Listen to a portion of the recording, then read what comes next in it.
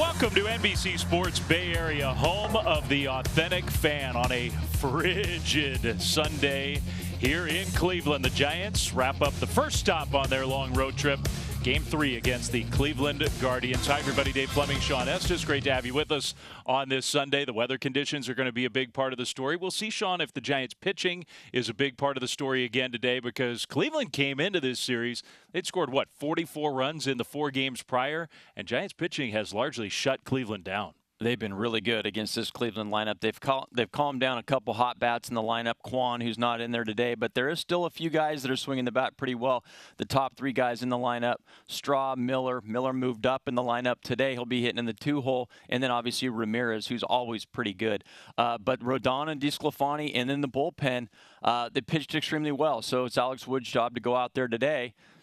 They pass the baton to him. The starter doesn't want to be the guy, the weak link, right? You want to go out there and set the tone early in the game. You know Alex would go out there. He's going to rebound, pitch a little bit better than he did in his first start against San Diego, and try to sweep these Guardians. So Wood and the Giants pitchers against this Cleveland team before we head to the big city. Going to New York after today, and the weather will definitely be a part of the story in this one. Stay tuned. We'll take you back to the NBC Sports Bay Area studios for more right after this. NBC Sports Bay Area is brought to you by Toyota, the MVP of MPG. With 11 fuel-efficient hybrids to choose from, there's one for everyone. Toyota, let's go places. By Xfinity. Experience a powerful and secure Wi-Fi connection for all your devices. Xfinity XFi. Can your internet do that? And by your Bay Area BMW centers. See a Bay Area BMW center today for exceptional offers, or visit bayareabmw.com. Well, the skies have cleared up a little bit as we get ready for first pitch here from Progressive Field. The Giants and the Guardians on this Sunday, where it is so cold. This has a chance to be a record-setting weather day for the Giants. The records only go back to 1990.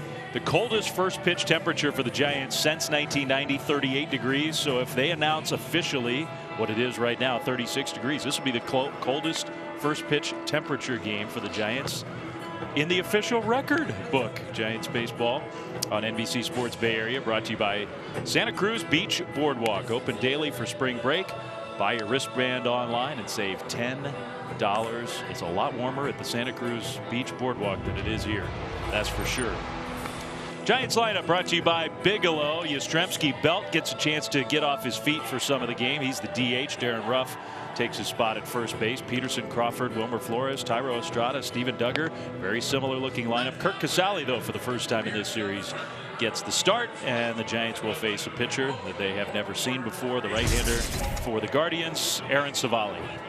Aaron Civale, yes, the 26-year-old right-hander. He gets the nod this afternoon for his second start of the season, actually his first at home after making his season debut in Kansas City last time out. In that outing, he went 3 1/3, gave up 2 runs on 4 hits, struck out 3 and walked 3.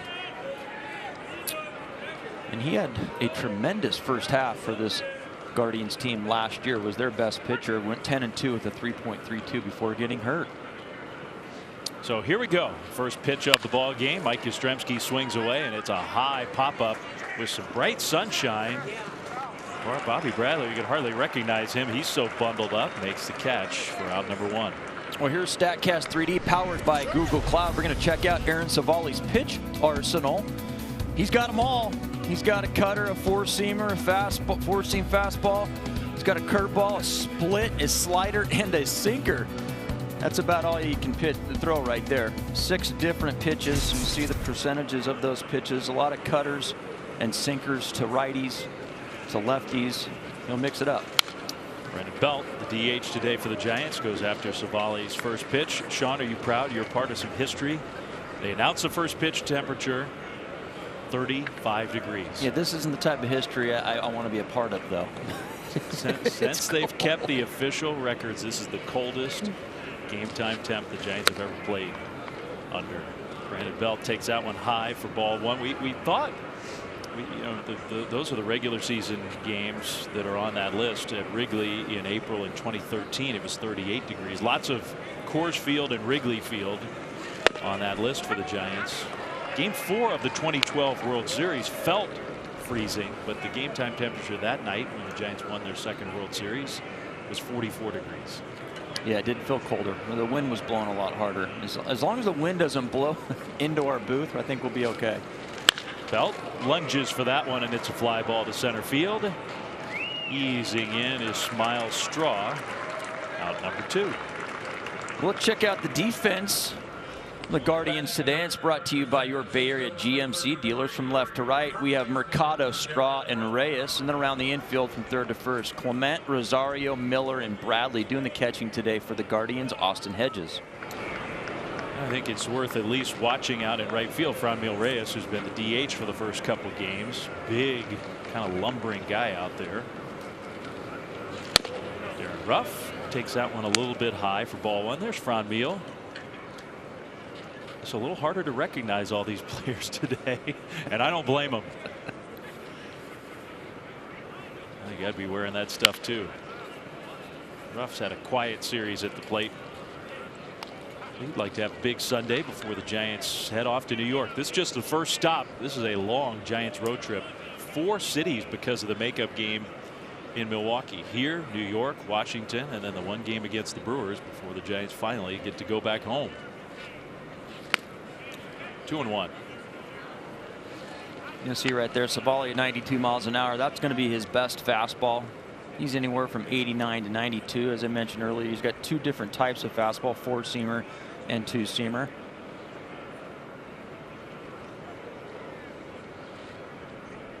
A long hold there. Ruff goes after that one, and it's fouled off to the right. That's probably the cutter. That cutter at times has been a really valuable pitch for Aaron Savali.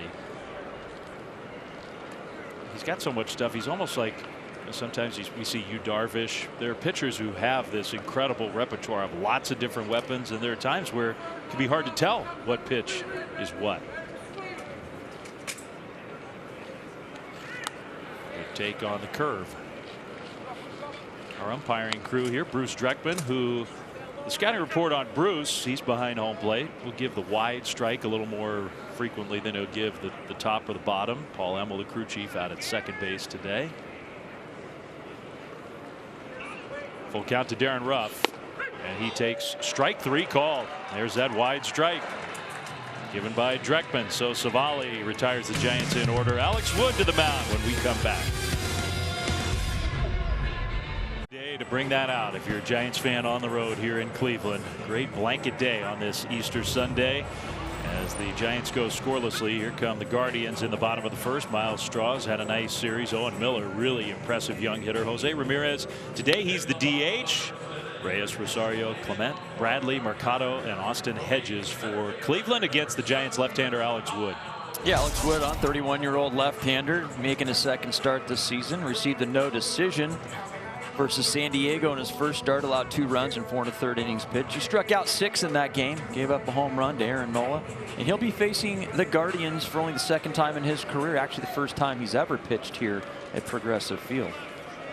The only other time he faced Cleveland was back in 2013. Seems like a lifetime ago. I'm sure it does for Alex Wood too. That was his first year in the big leagues with the Braves. So his first pitch of the day. Again, so far it's only a few pitches, but sort of holding true to the scouting report. Bruce Dreckman's much more likely to give you width than top or bottom in that strike zone. That was pretty close. Slider for a strike. I thought Alex Wood's stuff in his first start was outstanding. Pitch count got it. Maybe uncharacteristic for him. He's not quite as efficient as he usually is. 1-2. Oh, that's what he does best right there. He pounds glove side with the fastball into righties, and he likes to throw the slider off of that pitch. That allows him to open up that outside part of the plate as well, but he lives on the inner half. On the ground to third, Wilmer Flores over there today. Straw's got a lot of speed, but Wilmer gets him by plenty. Well, let's check out Alex Wood's arsenal and how he uses his pitches. He throws a sinker, slider, and a changeup. Much easier to figure out what Alex Wood is throwing compared to Aaron Savali, who's got 6 different pitches. But you'll see the sinker 46% of the time, slider 32% of the time, and then the changeup 22% of the time. Alex is thinking, why are these guys talking about how cold it is so much? He's in the short sleeves. Yeah, I noticed that right away. Sleeveless. I never liked to pitch in sleeves either. I always cut them off if it was cold, just over the elbow. It just felt too tight or something. Check swing for Owen Miller. That's in there. 0-2. Giants have had a hard time against this young hitter. Owen is hitting .560 in the early part of the season. It doesn't feel like a fluke right now. Just inside. Good pitch. Yeah, it's a great 2-strike pitch just off the plate. Miller's shown some quick hands on pitches inside. That's the way to dress today. I want that coat. That is strike 3 call. Right on the inside corner. Let's check out the Giants defense. It's brought to you by your Bay Area GMC dealers. From left to right, Peterson, Duggar, Yastrzemski. Around the infield from third to first, Flores, Crawford, Estrada, and Ruff. And then behind the plate today doing the catching will be Kurt Casale.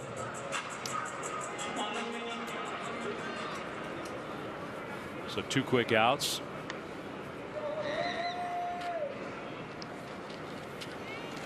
And the first pitch to the designated hitter, Jose Ramirez. The Guardians' best player, their superstar, just signed a long contract extension. 7 years, including this year, he's going to be in Cleveland. He says he hopes to finish his career here and go to the Hall of Fame. He's got big ambitions. He wants to go to the Hall of Fame. That's a great goal. As a Cleveland Guardian, he's got a real chance to do it. And he keeps this up. Great, great player. 0-2. I used to think of him as a guy who did even more damage from this side, as an even better right-handed hitter, as a switch hitter. But if you look at the career numbers, they're awfully balanced. I mean, he's got a great track record from both sides of the plate. He lines that one out into left center field. That's the first hit of the ball game. Over to backhand it, Jock Peterson. This is going to be close. In fact, it's not even that close. The tag by Estrada, and the Giants got him by plenty.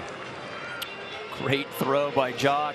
Saw him make a good throw yesterday to third. Didn't get him. Today he gets him in second. Yeah, that's 2 really good throws in back-to-back games for Jock Peterson. He made it a little closer than I thought, but they got him. No score through 1. Giants baseball on NBC Sports Bay Area is brought to you by Blackened Whiskey. It's whiskey remastered.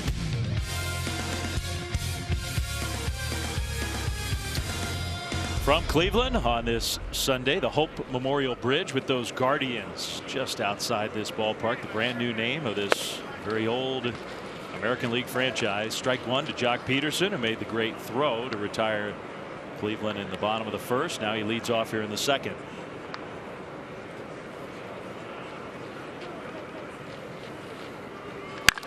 He blasts that one, but foul down the right field line. There's a lot of talk in the offseason as the Giants were interested in Jock Peterson. A lot of teams were. That Cleveland was very much involved.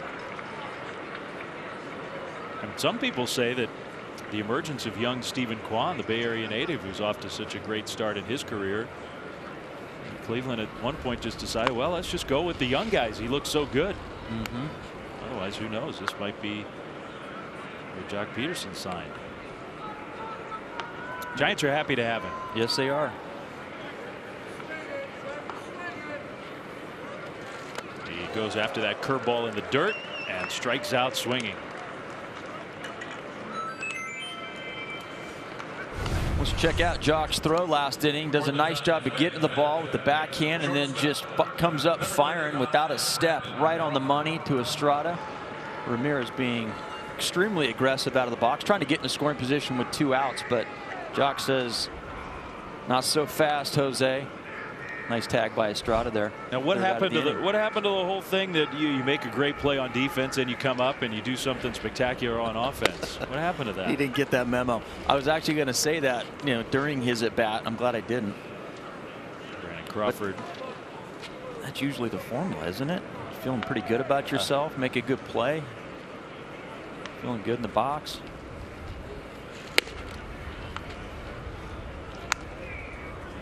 inside to Brandon, who's still trying to kind of get his bat going in the early part of the season. He did hit a home run on Friday night here, his first of the year. Still very modest offensive numbers for Brandon.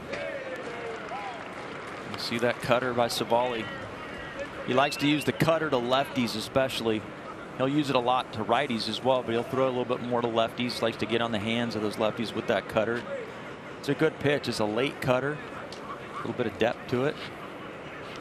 1-2, a high fastball, very high. Crawford did well. Once he decided to swing, he did well just to fight that one off.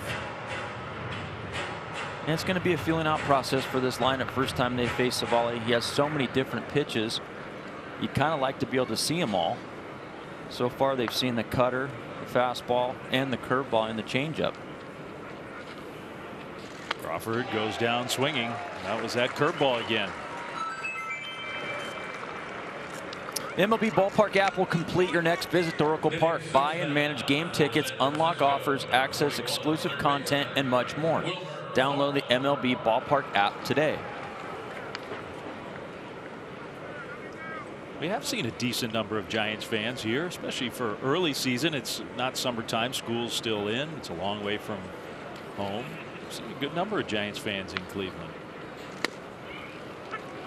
Yeah, I went over to the Rock and Roll Hall of Fame yesterday, and there was a bunch of Giant fans in there, which makes sense because they're here on vacation, parlaying the Giant game with a little sightseeing.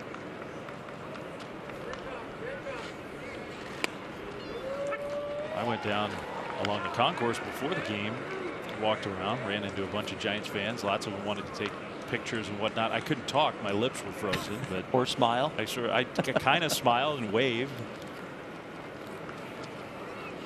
On the ground, Wilmer Flores, foul. Be a big week coming up for Wilmer. I know it's been a few years now, but Wilmer Flores was so popular in New York when he played for the Mets. He was just a beloved figure with the Mets. And tomorrow will be a busy day for Wilmer when he shows up at the ballpark every year for the first time. A lot of folks who want to say hi. He loved playing there too. He did. I mean, I'm sure he's happy with San Francisco, but I don't think he wanted to leave New York. He enjoyed his time there.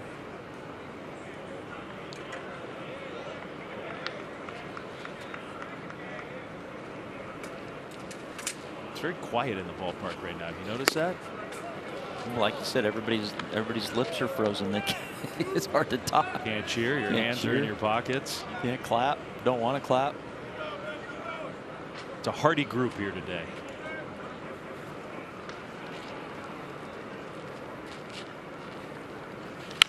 Another ball pulled foul. They're going to have a big renovation this offseason to this ballpark. They're spending a lot of money to sort of spruce Progressive Field up. And we asked before the game, well, what about the roof? Are you going to build a roof? And they said no. Oh, okay. Well,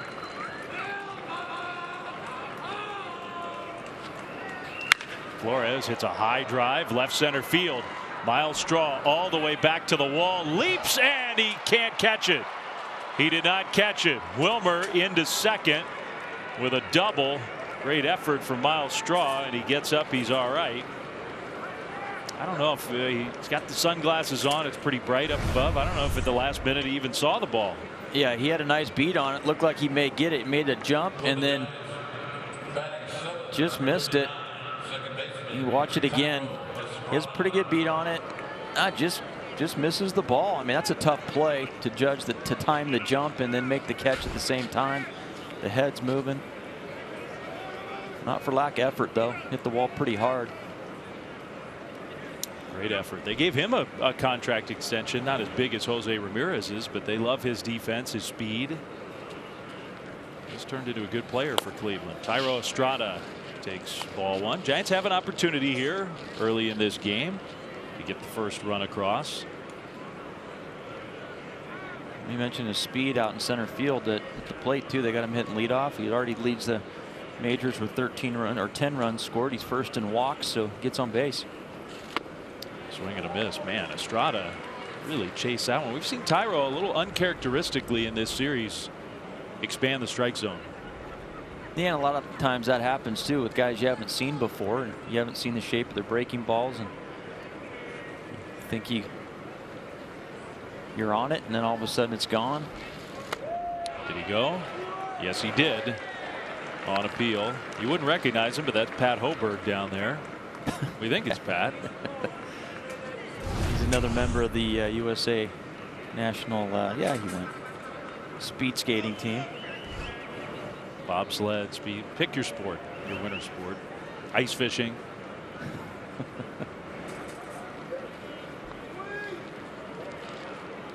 Runner at second, 2 down. Estrada, that one ran up and in. Ball glanced off his bat. Still a ball and 2 strikes.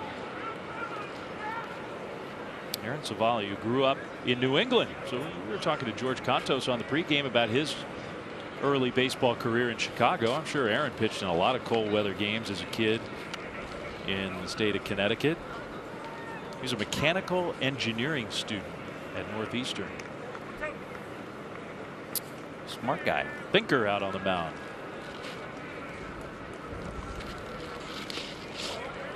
In the dirt. He went to a prep school in Connecticut, the Loomis Chaffee School. You familiar with it? Well, you don't even have to know anything about it. Just the name tells you it's an elite private school in New England. Yeah, he's a very analytical guy. A lot like Alex Wood. You know, they're really into the analytics and trying to tighten things up mechanically and figure out pitch shapes and all that stuff. 2-2. Inside, almost hit him. Today's not the day you want to get hit.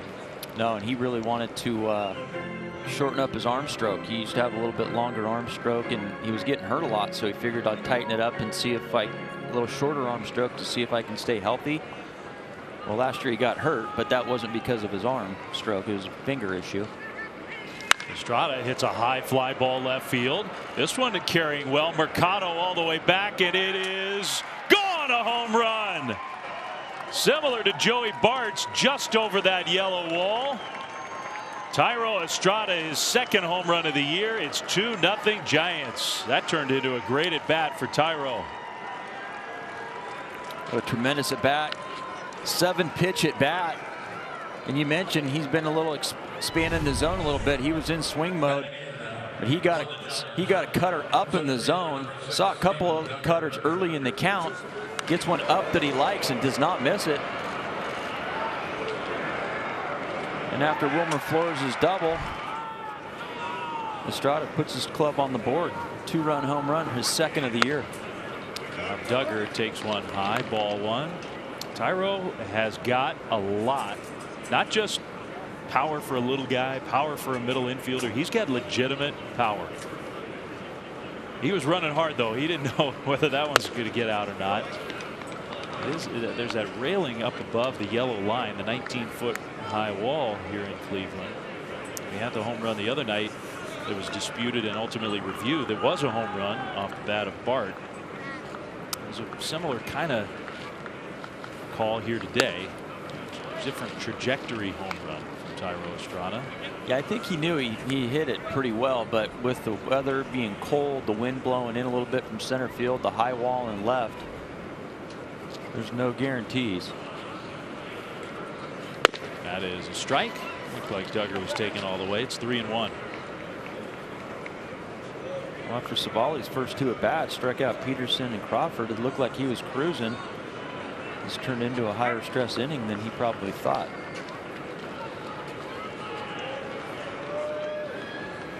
Thairo Estrada. Impressive.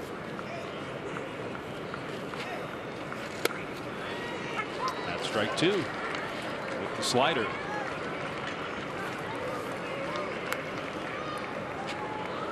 Tommy La Stella still a ways away. We may see Tommy on the next Giants homestand. It's getting closer. But these days, Estrada's been the everyday second baseman. Duggar fouls that one off. We'll see another pitch. Thairo is going back to New York now, not to play his old team. He was a Yankee, of course, but I'm sure the days upcoming are going to be meaningful for Thairo Estrada. Another full count pitch here to Duggar. A nice game last night. Duggar strikes out swinging. That curveball was the strikeout pitch in the second inning. But in between 3 strikeouts, the Giants get a double from Wilmer Flores. And then Thairo Estrada just up over that yellow line. The high wall in Cleveland is second of the year. It's 2-0 Giants.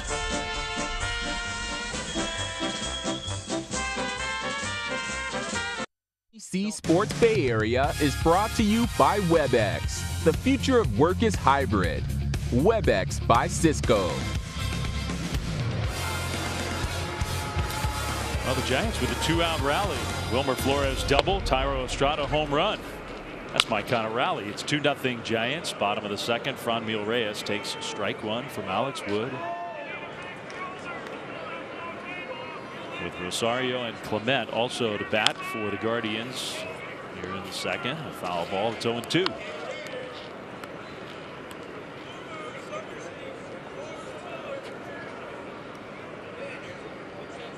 Second start of the year for Alex Wood. That is strike 3 called. Take the Giants on the go this season. Stream the games on NBCSportsBayArea.com and the My Teams app. Brought to you by your NorCal Honda dealers.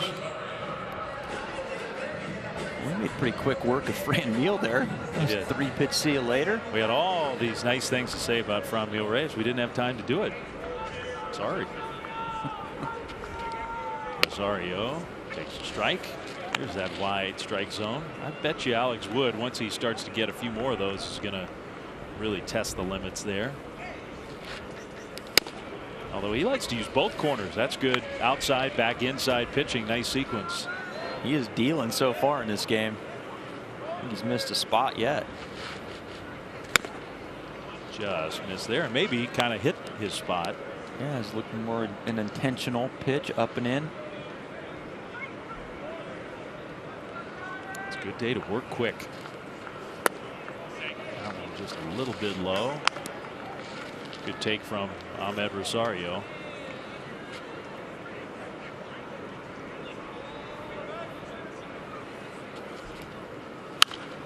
Fouled out of play. Speaking of New York, we've already mentioned it a couple times during the game today. That's where we head after the ball game today. We'll be in New York to play the Mets 4 times. The former Cleveland Star shortstop Francisco Lindor, of course, is now a Met. Rosario hits a pop-up. Medium deep right field. Yastrzemski for out number 2. And now a word from Jack in the Box. My $6.49 classic and spicy 50-50 popcorn chicken combo. Order on the Jack app today. Dave Fleming, Sean Estes. The records only go back to 1990, but this is the coldest game the Giants have played in since they've kept those official game time temperature records. At least at the start. 35 degrees at game time this afternoon. Giants have a 2-0 lead. There's a slider in there for a strike to Ernie Clement. Francisco Lindor did not have a real fun time last year, his first year in New York, but he's off to a good start this season. Maybe he sort of hit the comfort level. That one's low for ball 2. Well, if there's one guy you want to pick to pitch on not just getaway day, but the coldest day of the year, this is the guy. Pop up. Ruff is going to give it a look, but that one's back into the seats. 2-2. Alex Wood wastes no time. And they're not using pitch calm today, I've noticed. Solly's putting fingers down. Well, remember, at least when no one's on base. During Alex's last start, yeah, we'll see if somebody gets into scoring position what happens. But the last start, his first of the year, the pitch calm thing wasn't working properly. And he and Joey Bart had to have some meetings to try to get it sorted out. So maybe Alex sort of said to heck with it. Another foul ball. So that's hanging in there.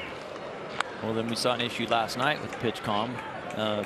Joey Bart had to come out to the mound. Someone with the band and the helmet didn't work, and then they had to scrap it. So definitely some things they got to work through on that pitch calm. Giants have this staff with so many people here to support the players. It's a huge part of the Giants' success. They need an IT person though now. They need like a whole tech specialist.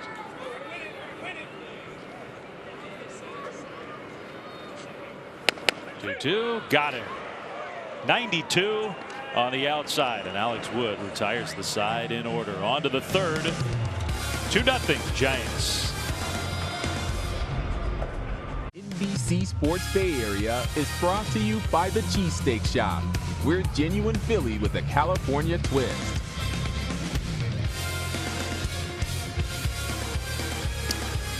Thairo Estrada's 2-run home run has the Giants ahead. We go to the third at Progressive Field in Cleveland. Final game of the series. Curt Casali leading off, the Giants' 9th place hitter. Man, that's a very wide strike.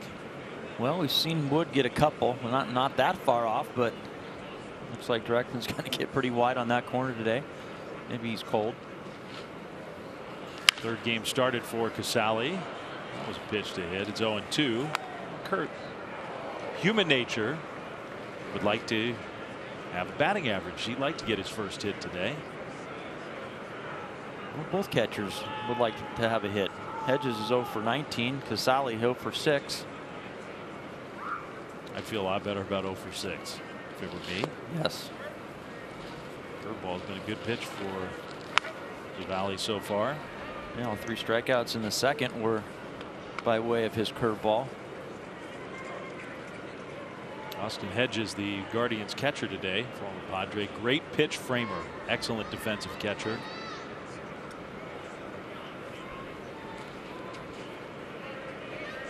One-two. It's inside. I think, you know, the plan coming into spring training really was for Casali to have more of a chunk of the playing time, but Joey Bart's been so impressive. Not to say that that can't change. And it's nothing against Casali. Pops that one up. Franmil Reyes kind of rumbling over. He doesn't see it, and it's going to land up against the net. First baseman Bradley also was having a hard time. So Casali gets a reprieve. I think that was a playable ball. Watch Franmil Reyes trying to shield the sun, but he wouldn't have had a chance anyway, I don't think. Different right fielder might have. I bet you Mike Yastrzemski comes in and catches that one. Yeah. 2-2. Casali stays alive. I think that's a big reason why the Padres ended up trading him to the American League, is they felt like he was more of a DH type guy. Well, that would have worked for him now. I don't think they knew that that was going to happen 3 years later.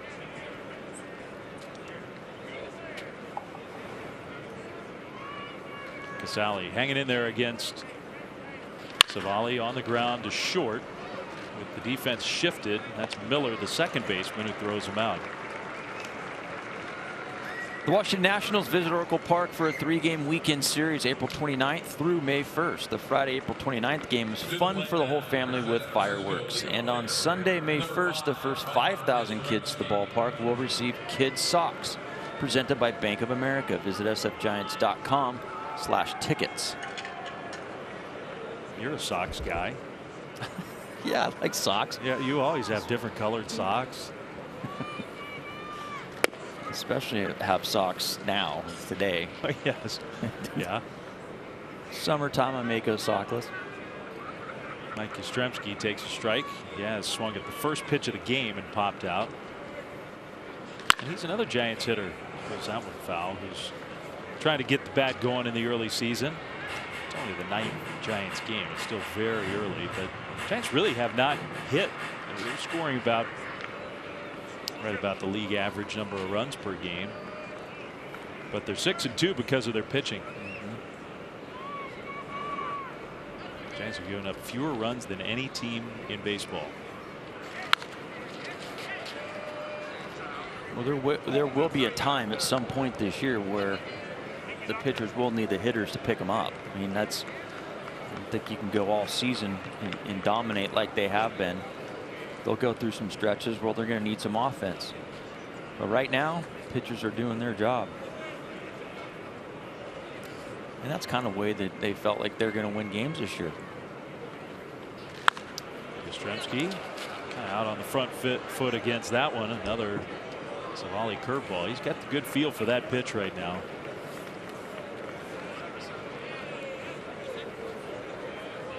Yeah, the curveball isn't a pitch that he throws at a high percentage. It's mainly cutters and sliders and fastballs. But he definitely has a better feel, especially after he saw one of his cutters go out of the ballpark and another one of them hit off the wall in left center. I think he's trying plan B with the curveball. Yastrzemski just inside. Well, it's interesting because it's the same side of the plate that Dreckman's been a little wider on, but that's been their right-handed batters. Now you have a lefty up there. He doesn't get the pitch or the call.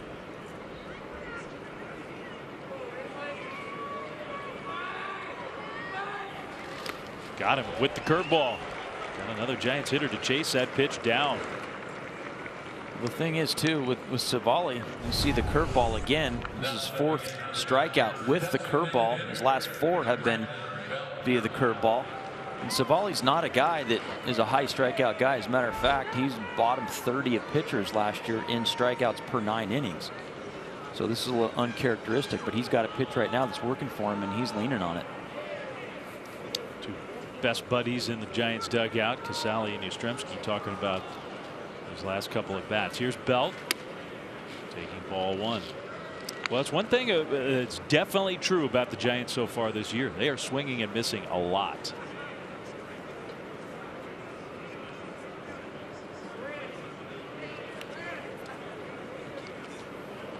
They're also hitting for some power and doing some good things, but the swing and miss numbers are up. And that's something they pride themselves on. They like to get that number down, the swing and miss percent. Did a pretty good job of that last year. Belt, a scorcher, and caught by Civale. Wow. Look what I found. The Belt stings one, but the Giants go down in order. 2-0. Giants lead. Sports Bay Area is brought to you by Santa Cruz Beach Boardwalk. Open daily for spring break. Buy your wristband online and save $10. Alex Wood doesn't waste any time. First pitch right in on the hands of Bobby Bradley, the rookie looking for his first major league hit. Chance to see him play for the first time in this series. 0-2. Alex Wood so far pounding the strike zone. He's thrown 31 pitches, 24 strikes. And he and the Giants lead 2-0. Ground ball up the middle and through. That's the first hit for Bobby Bradley. And that's a strike that Alex Wood didn't want to throw. In a 0-2 count, he was trying to throw a slider down and away out of the strike zone, caught too much plate. Bobby Bradley benefited from that. Stays up the middle of the field. That's a nice approach. We talked about the infield yesterday, how quick this infield is. No chance for Estrada. Check out the 25 pitches or 32 pitches, 25 for strikes.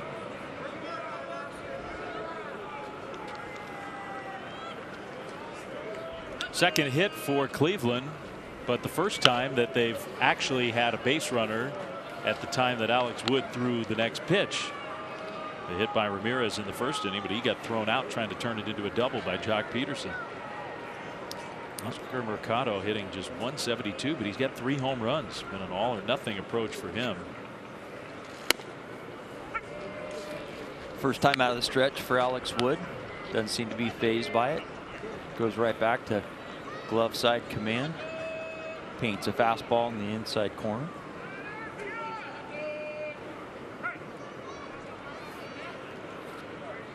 Mercado asked for time. Sometimes we see that with hitters when Wood's out there and they try to disrupt his timing. 0-2. Wow, that one was close, and that's a pitch that's been called a strike a few times. I think Alex Wood's wondering where that was. I mean, we see it, it's just barely off the plate in. But like you said, when you've gotten it a couple times, you expect it. That one way inside. 2-2.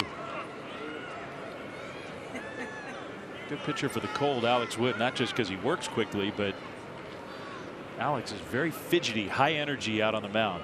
Yeah, he's the warmest guy in the park right now. He's the one working.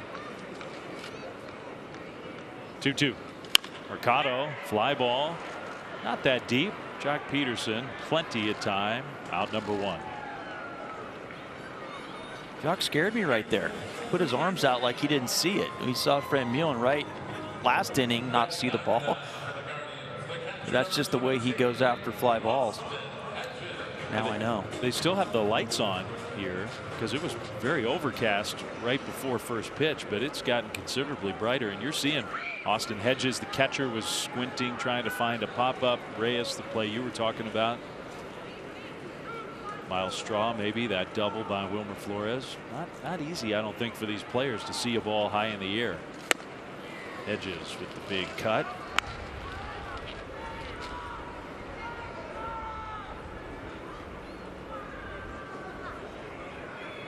There, check out the 0 for 19 from Hedges this year. See if that one stays in play. The wind playing some tricks with it, and just out of reach for Wilmer Flores. 0-2. And the Giants have seen quite a bit of Austin Hedges when he was with the Padres, and like you mentioned earlier, he's always been known as being one of the best defensive catchers in the league, not known for the bat. He's got some power. We've seen Austin Hedges in the past do some damage. Slider low, 1-2. Haven't seen many changeups yet from Alex Wood.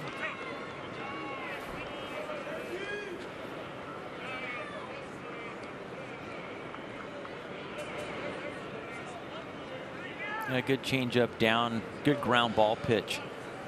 If you can get a hitter to bite at it, it's one of those pitches. If you keep it below the zone, all you can do is beat it in the ground.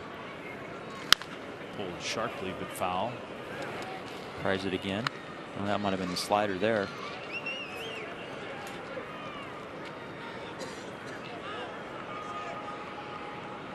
Look out around the diamond today. You see defensive players all trying to stay warm, doing sort of mini jumping jacks, shaking out a leg, windmilling an arm.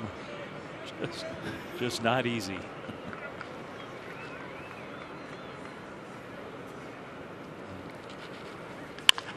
On the ground to short, not hit all that hard. Crawford will get the out there. No chance to turn 2. Giants get the lead runner, though. It's a fielder's choice. With 2 outs, the Guardians will go back to the top of the order. Well, he got the ground ball he needed and hit it to the right guy, and Brandon Crawford. But you mentioned before the show that, you know, the cold, how it's going to affect the defense, and you know, your hands get cold.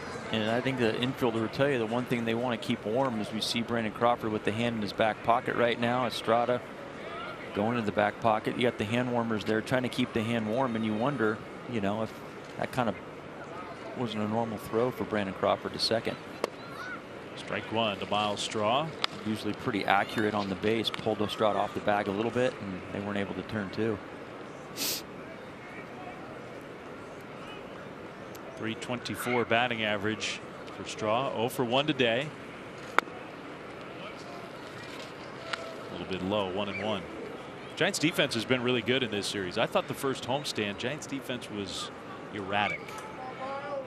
Not as clean as they like to play. They've had a good defensive series here. Right down the middle, strike 2.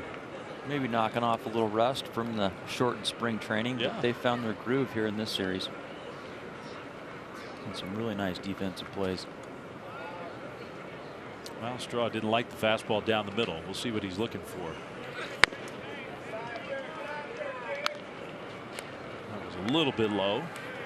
As a pitcher, you always shake your head when you miss a spot and you throw it right down the middle, and the guy just takes it, especially for strike 2. They're like, wait a minute now. What's this guy's game plan? That one missed badly. Wood doesn't ever hide how he feels about a pitch. No, he doesn't. Well, he's been so dialed in today, he hasn't really missed a spot, and now he's missed a couple in a row. And he can't be a good poker player. No, he sets the bar pretty high when it comes to his command, in his mind. Runner goes, and it's off the inside, ball 4. So he ends up losing Straw. Owen Miller, who had a rough night defensively. He's not an experienced first baseman, Sean. Yeah, he's going in to cut off the throw from the outfield, but you got to make sure that your second baseman doesn't field the ball first. And that's what a guy that plays a lot of first base, he'll look over to see if the ball's fielded or not, and then he'll go and make that decision after that. He'll either go back to the bag or he'll go cut off the ball. That's just inexperience at first base, and it really did change the game last night, allowed the Giants to score 2 runs that inning. It was the winning rally, and we're not picking on Owen Miller. This guy can really hit. Young player who's got a very bright future, but they're asking him to play a new position, and it cost him. Goes after the first pitch here and fouls it off. You have all the time in the world to get to the cutoff spot. You got to wait and make sure you don't have to get to the bag at first. He's played some first base, but he came up as a middle infielder. He was a second baseman, shortstop, some third base. So the first base thing's been new here, and he's still got some work to do. That is a lot of innings, though, played over there. Mm-hmm.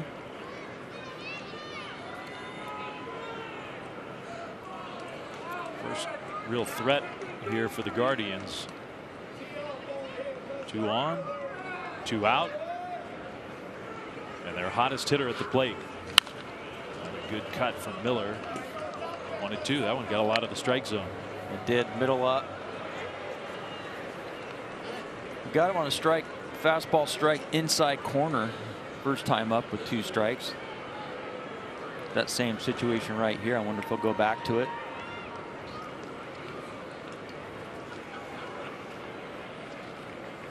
Got him. Goes with the slider, even better.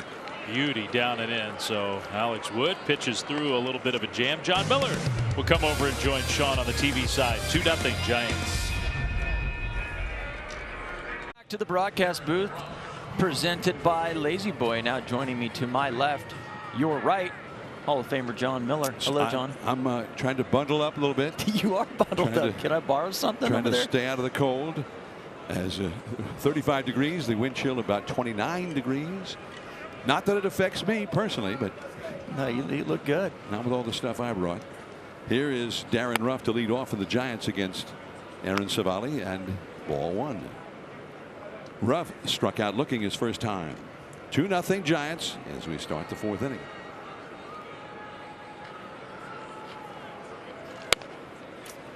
On the outside corner. 1 ball, 1 strike. Well, when you pitched here, it was a lot warmer. It was in July, yes. Much warmer. Much bigger crowd. That's a foul down the left field line. It got in the hands that time. 1 ball and 2 strikes. That you get jammed today. That could be. It doesn't feel good. No. That'll rattle the hands a little bit.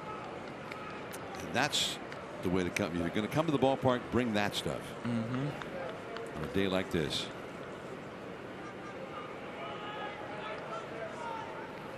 Civale working from the stretch, and a little bouncer towards short, cutting over from third. Clement, 1 away. Ruff is gone. Giants are anxious to get Ruff's bat going. Yeah, there's a couple guys they'd like to get going in the lineup. Yastrzemski, Ruff, guys at the top of that lineup. And the team batting average coming into this game only .227, so there are a few guys whose bats could heat up a little bit from where they've been. Here is Jock Peterson. He's done fairly well. He struck out swinging his first time today, and they have the overshift on the infield against him. Line drive, base hit right through the middle. So he jumped in that first one, and that's the Giants' 3rd hit. They've been very efficient. They'd only had 2 base runners before, and both of them had scored. A 2-out double by Flores off the left center field wall, just over the glove of Straw, and then Estrada followed with a home run.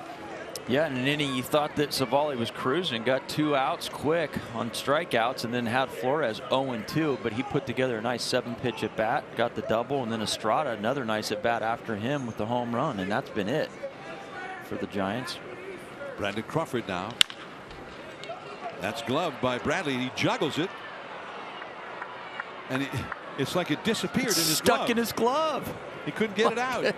He couldn't get it, but I thought, well, now he'll just go for the out at first, and he never did. That was weird looking. Well, it looked like it might be 2. He got it. He makes the throw. He's got a chance at 2, and he can't get it out of the glove. It's stuck right in between the fingers of the glove. It wasn't even the pocket, it looks like. Or maybe it was the pocket. Yeah, you don't have fingers on those. So now Wilmer Flores will come up. Big break for the Giants. This inning could be over. Well, we saw Giants benefited from a mental mistake at first base last night, and that wasn't a mental mistake. That was an equipment mistake. He was sabotaged by his own first baseman's glove. Wilmer Flores, ball 1. First base is Bobby Bradley's natural position, so he spent most of his minor league career at first base and now big league career. Slammed foul down the left field line. 1 ball and 1 strike. Gabe Kapler was quick to point out the hustle of Wilmer Flores last night in that the play where the first baseman Owen Miller was not at first base to complete a double play, but also Wilmer really hustled because he clobbered that ball. Excellent play by Clement playing second base. It looked like a sure double play, but Wilmer did not take it for granted. He busted it to first base and just did beat the throw after the double and even triple clutch by Rosario, waiting for Miller to get back to the bag. Yeah, you never know. I mean, can't assume there's going to be a double play turn. So yeah, definitely a hustle play right there by Flores. That's a little too high. 3-1 the count. With 2 men on, and Giants with a threat here in the 4th inning against Aaron Civale. Already leading 2-0. Thairo Estrada is on deck. There's Thairo. Wilmer Flores choking up slightly in the bat, standing in that straight up stance. He has a lot of power. Wilmer has hit 1 home run so far this year. He's also had 3 doubles, including the one he hit today. Wow, he curved him on a 3-1 count. So he's got great confidence in that curveball, and it's been a huge pitch for him. And now it's 3-2. Yeah, no give in right there in a 3-1 count. You didn't think he would, but you thought maybe he'd go to the cutter, but he's feeling it with that curveball today. And that is off the outside corner. He walks him. So the curveball, that one he throws for a strike, but the fastball, no, not quite. Probably should have thrown another curveball.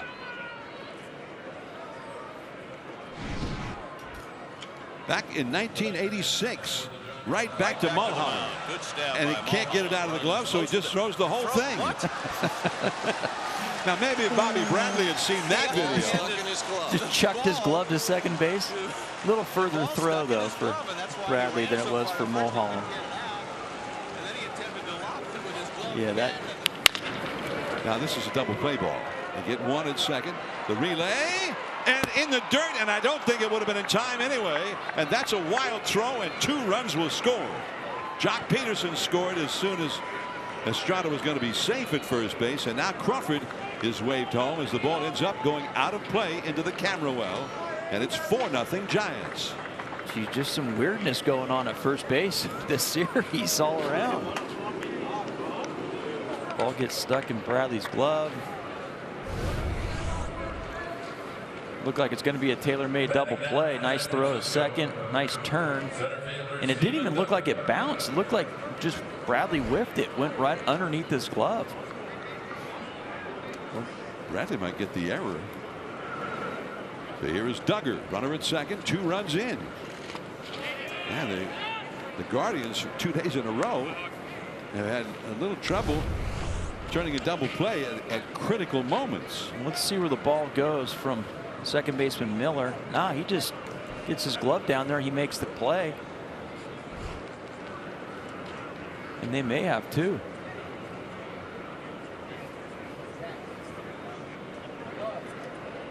And they'd be out of the inning. The inning stays alive. Let's see if the Giants can capitalize. Yeah, well, and they've capitalized with 2 runs on what would have been an inning-ending double play. If, and it's an if. Look, it was going to be close, but I think that Thairo Estrada might have beaten that throw to first base anyway. Even if he dug it out, a run may have scored. Duggar, with a count of 1-1, struck out his first time. Runner at second, and that is in for a called strike.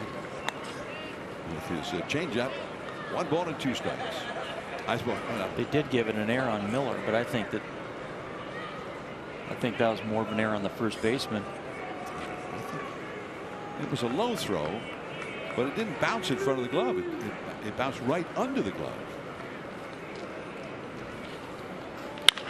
High in the air, going back into left center field is Mercado, and right in front of the wall. He's got it. The Giants get a couple of runs. Those pesky double play balls that they're not turning, busting them again. NBC Sports Bay Area is brought to you by Toyota, the MVP of MPG. With 11 fuel-efficient hybrids to choose from, there's one for everyone. Toyota, let's go places. By Heffernan Insurance, because you're different. And by your Bay Area BMW Centers. See a Bay Area BMW Center today for exceptional offers, or visit BayAreaBMW.com. Giants 4, Cleveland nothing.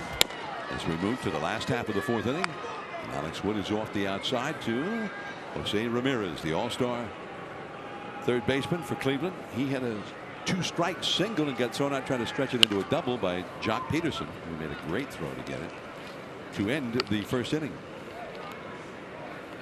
So he is 1 for 1, and the Giants have had a hard time getting him out. So has everybody else so far this year. Ramirez 16 hits, 32 at bats for the season, and 15 runs driven in. Checked his swing on that one off the outside. 2-1. And extends his 12-game hitting streak to 13 games dating back to last year.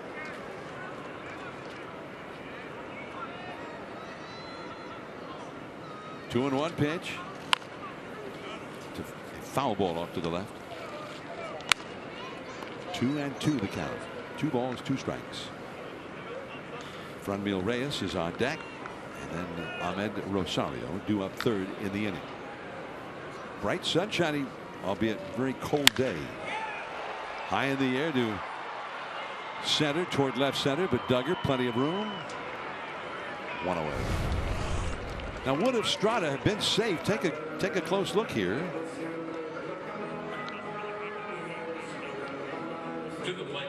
Yeah, it's hard to tell. It definitely would have been reviewed. How about this angle now? Either way. When does it hit the glove? Yeah. I think he's safe. Yeah. And then he was a lot more than that ultimately when first baseman Bobby Bradley forgot to catch the ball. He had a couple of misadventures with that glove in that inning, didn't he? He sure did. The whole thing got started. One ball he couldn't get out of the glove, the other one he couldn't get in the glove. Now that's tough to have both of those happen in the same inning. 1-1 the count to big, strong Franmil Reyes. He struck out looking his first time. And well off the inside with that slider. 2-1 the count. But it is an RBI for Estrada.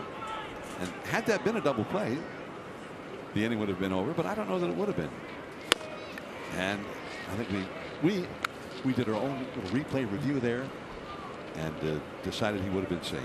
Didn't we? Did we? We did. He was safe. Absolutely safe. So they would have scored a run for sure. A run would have scored, but as it turned out, when the ball got away from Bradley, 2 runs scored. Yeah. Oh yeah. It has been definitively determined that he would have been safe. Yeah, there we go. In umpire speak. Umpire replay review speak. Flores and Franmil Reyes is out number 2.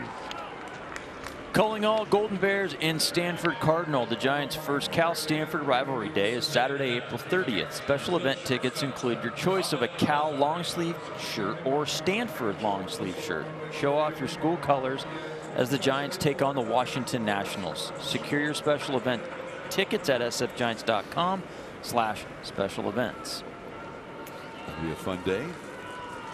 2 weeks from yesterday, the next homestand. Oakland will be in for the Bay Bridge Series a week from Tuesday for 2 games, Tuesday and Wednesday, and then Washington in over that weekend.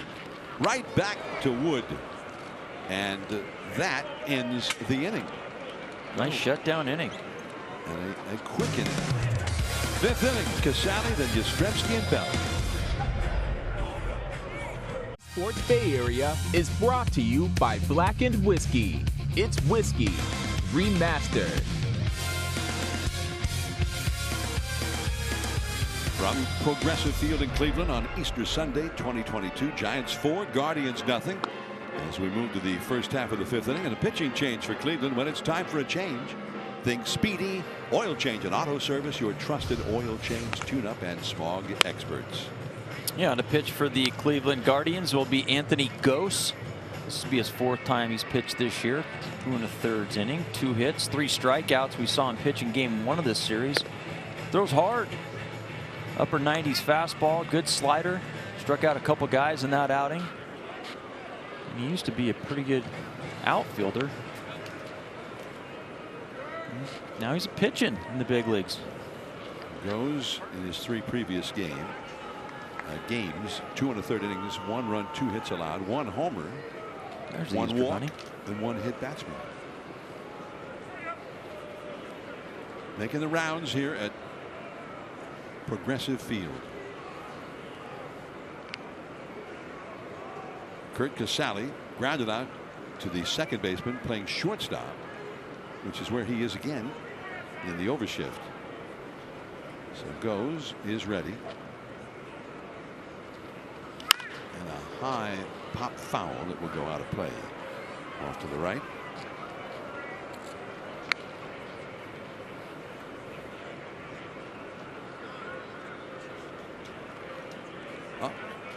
Somebody's happy. Never see anybody not smile when they get the foul ball in the stands. It's kind of a bonus. It's free. Get to watch a baseball game and then you get a free baseball. Anthony Gose, who had been in the Phillies organization, the Astros, the Blue Jays, as an outfielder. That is a foul out of play. Gose at one time was one of the top defensive outfielders in both the Philadelphia and Toronto farm systems, and he also was a very fast runner. Fastest base runner, best outfield arm. Although I guess that now that we see him pitch, I mean, that kind of goes without saying. Always had a great arm. That one is hammered down the left field line. That's the first hit of the year for Casali. Hits right beneath the Cleveland Clinic out there. A very healthy double for Curt Casali. Well, that's got to feel good for Curt Casali's first knock of the year. In 7 at bats. This is his 8th at bat. Nice job getting a fastball he could handle. Didn't miss it. Missed the first pitch he swung out right down the middle. Didn't miss that one. Hit it in a good spot where he's able to cruise into second base. First hit, first double of the year. Congratulations, Curt Casali. It's also the first time that the Giants have gotten their leadoff man on base. And with a left-hander in the game, Austin Slater is going to be entered in as a pinch hitter for Yastrzemski. So here in the 5th, Slater enters the game. Giants try and use this double to good effect. You get a leadoff double, you want to get that guy home. And we talked to Cap about this in the line change, and it had Casale not got on base, he probably would have stuck with Yastrzemski. But now it's a situation where they can drive a run in. It's going with Slater. Right on the outside corner at the top of the strike zone. 96 miles an hour, 0-1. Slater was swinging the bat well in last night's game. He had a big base hit in that 2-run 8th inning rally. He was the one guy who actually hit the ball hard in that inning. And that slider is off the outside. 1-1. He also had a walk when he came in as a pinch hitter in the 6th inning last evening. Slater, in fact, has drawn a couple of walks as a pinch hitter in this series already. 4-0 Giants, 5th inning. Goes in relief of Civale, who went 4 innings.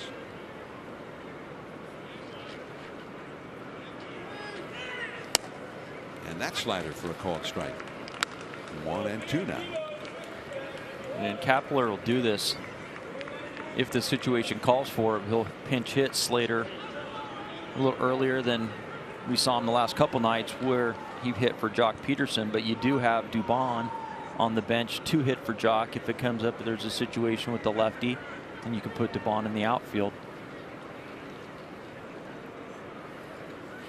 Check swing. The appeal, no. Matt Hoberg, the first base umpire, rules in favor of Austin Slater. 2 balls, 2 strikes. Yeah, good take. And you mentioned Austin Slater last couple nights pinch hitting for Jock Peterson, drawing a couple walks, and both at bats were pretty solid, much like this. Get behind early in the count and then work the count to 3-2. See if you can do it again. That slider right in there. That seemed to catch him by surprise. Strike 3. Guarantee great seats to Buster Posey Day. 4 bobblehead games, 6 games against the Dodgers, and Will Clark's number retirement with a Thrill 22 plan available for only a limited time longer. Plans offer 18 games at a significant savings, plus limited postseason rights. See all of the benefits of the Thrill 22 plan at sfgiants.com/thrill. Casale still at second base. 1 out now. Brandon Belt has flied out to center and lined back to the pitcher. And it's 0-1. Slider at the knees. Belt's hit the ball well each time, although just a high fly ball the first time. But then a line shot headed for center field, but caught by Civale right near his left hip. Just a little bad luck there for Belt the last time. That is just off the outside corner at 96. 1 ball, 1 strike.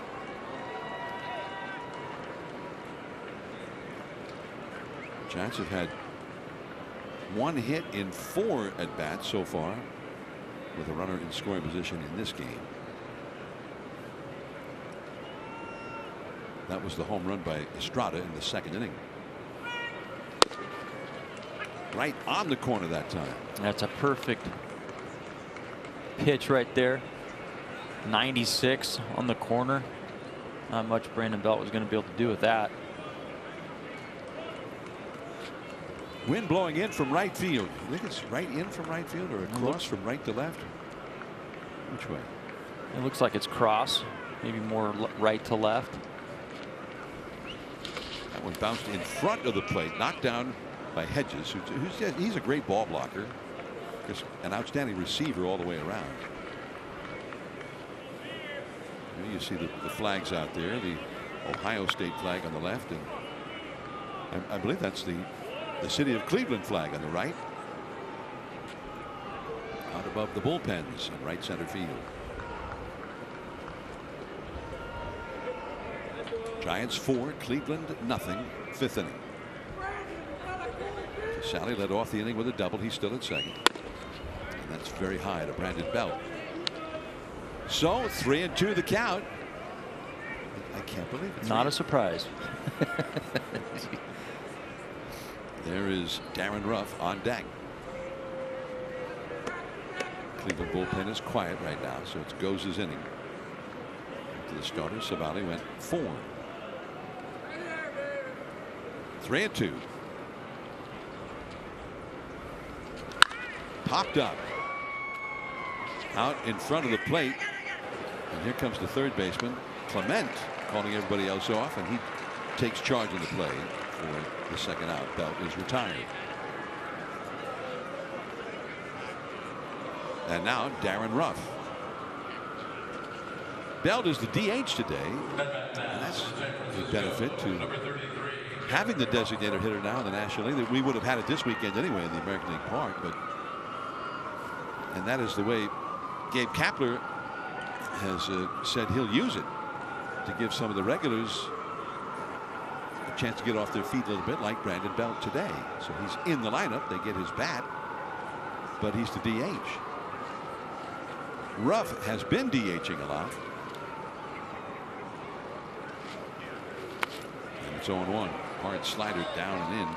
And the Kapler had this idea that because Ruff, I mean, you think of Ruff as a good candidate to be a DH. Well, he's never been a DH. He's always played. He's always played in the field. And he thinks that DHing may have worked against him. He just has his at-bats and nothing else. So he has him on the field today, but he's 0 for 2. And that ground ball to third. Clement. He's got a great arm. The inning is over. The Giants got a leadoff double and then nothing. 4-0 Giants after 4½. See the Will Clark Jersey Retirement Collection, featuring the wood maple, wood chrome, and extremum bats.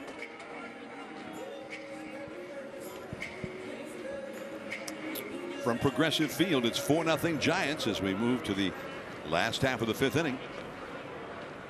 Austin Slater, after pinch hitting for Yastrzemski, stays in to play right field for the Giants. That ball is hammered to left field by Ernie Clement. One hop up against the wall. Jock Peterson plays the carom. A stand-up lead-off double by Clement. Only the third hit for Cleveland against Wood. Wasting no time. Ernie Clement comes up, rips a slider, gets a slider he can handle middle in, and turns on it down the left field line. 107 off the bat. Ball was smoked. And now the Guardians return the favor. Leadoff double. See if the Giants can strand Ernie Clement at second base, much like Curt Casali last inning. Bobby Bradley now. And the pitch. 0-1. He changed up on him. Morgan, a right-hander, is now warming up in the Cleveland bullpen. Bradley would really, under any circumstances, he wants to do some damage here, but he had those difficulties with his glove in the Giants' 2-run 4th inning. And that is a called strike. 0-2. Well, he got down 0-2 in his last at bat, ended up getting a base hit up the middle on a mistake by Alex Wood. Let's see if Alex Wood can make a better 0-2 pitch here. Bradley at one time considered a hot prospect, one of the best prospects in the country.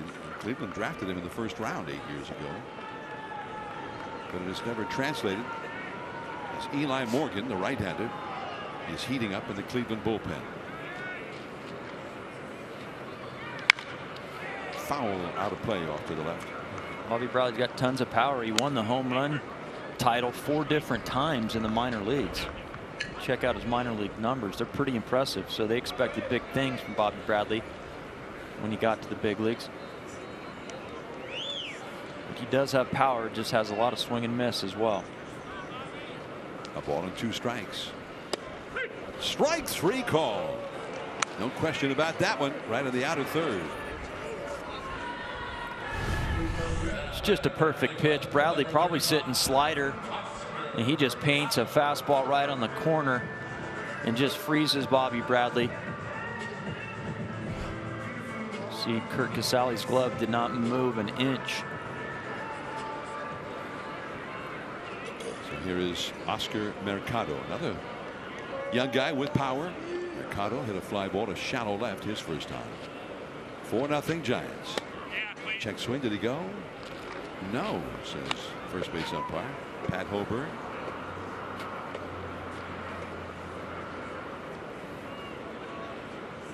Mercado hasn't had many hits, but all of the hits that he's had have been for extra bases so far this year. That is a called strike. With the changeup, Mercado only 5 hits in 30 at bats, but 3 of them homers, 1 double, 1 triple.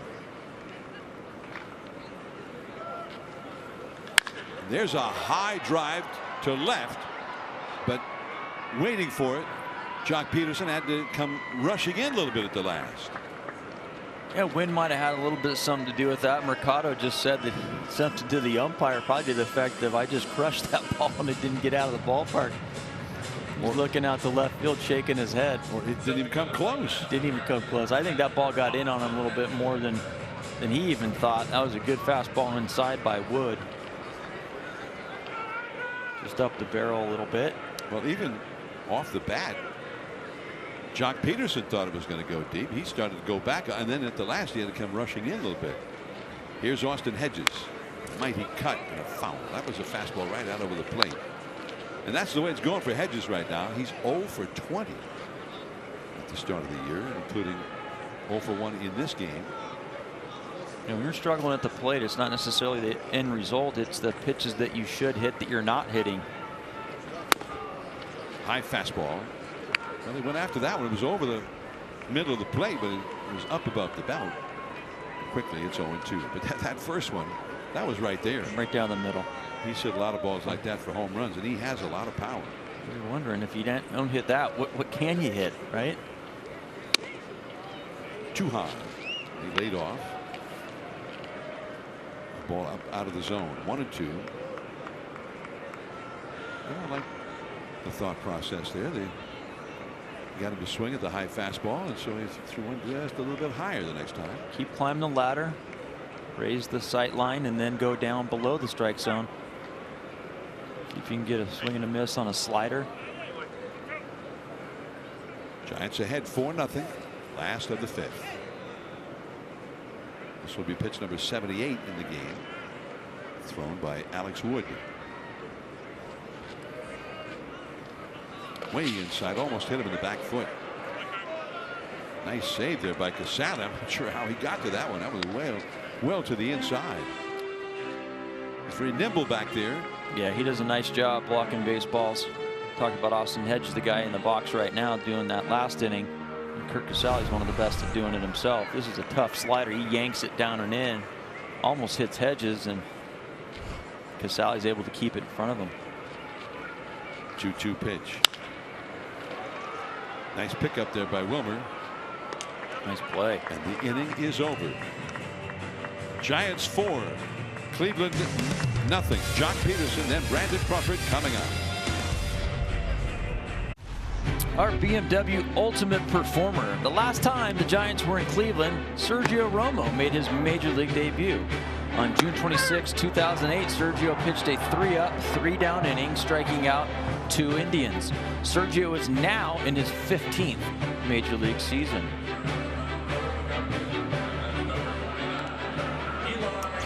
Sergio Romo. What a career that he's made for himself. Sergio is with, I believe it was with Seattle. Is that where he is? Okay. Still slinging the frisbee slider.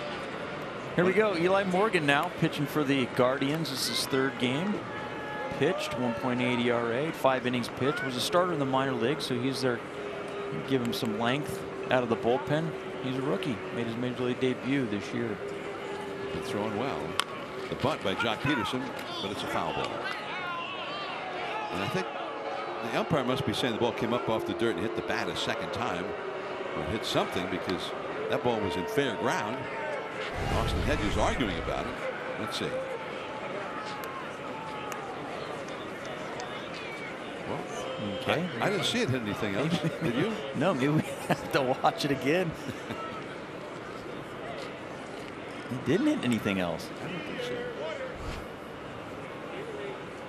1-1 the count to Jock Peterson, so he is still alive up there. He ripped a single to center his last time, and he does it again here over into left center field.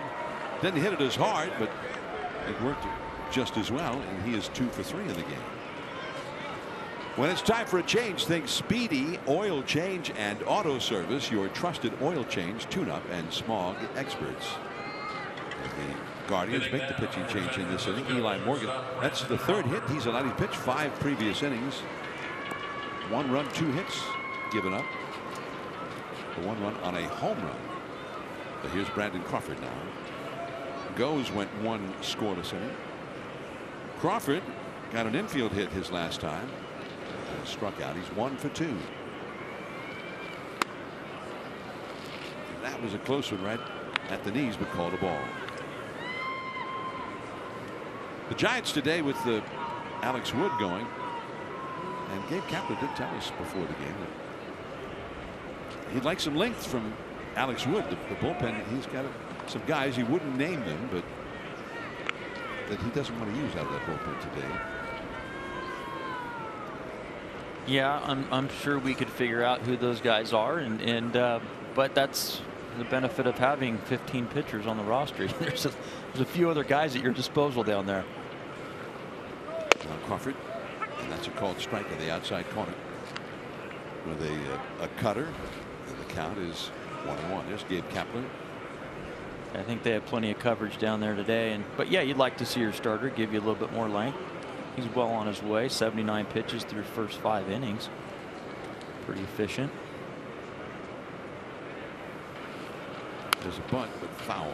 Crawford trying to take advantage of the overshift there. Clement was more over towards shortstop, but now he's behind in the count. 1 ball, 2 strikes. First time this Giant lineup has seen Eli Morgan. Got a 4-seam fastball, changeup, slider, curveball combination.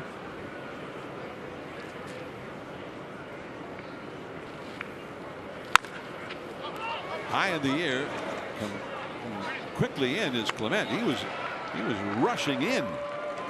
He was sprinting in. He played a deep shortstop, and he caught that what 35 feet from home plate. Yeah. You really have to see an infielder go that hard for a fly ball in the infield, but like you said, he was playing so deep. Almost made that ball, made that catch in the dirt around the catcher's area.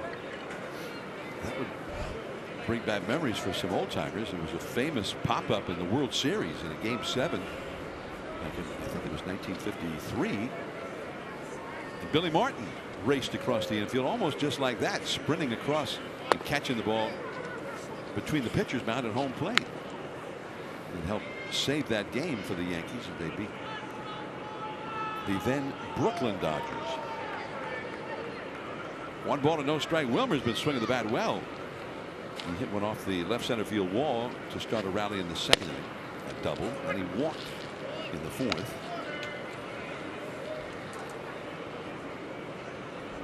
One ball and 1 strike to Wilmer Flores. 1 out, a runner at first. That's Jock Peterson, who led off the inning with a single. Giants ahead 4-0. 2 runs in the 2nd, 2 runs in the 4th. There goes Jock. What a jump. And Wilmer lets him steal it. Yeah, that was smart of Wilmer to take that pitch right there. Jock started going before the pitcher Eli Morgan even started his move. He didn't even pay attention to him. I don't even think he looked at Jock at first base. A little sneak attack over there at first. For a steal as a Giant for Jock Peterson. Now he's in scoring position. And there's a pop fly, shallow left field. Ahmed Rosario gets there and makes the grab. 2 down. Tyro Estrada, and he took one deep his first time. 2 down in the 2nd inning. He's got the Giants on the board.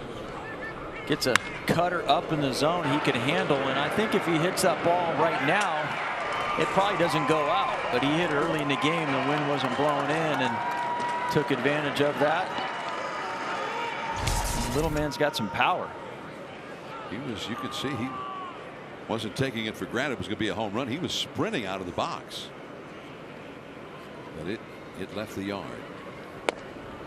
And that's a good changeup right there. That's a very slow changeup.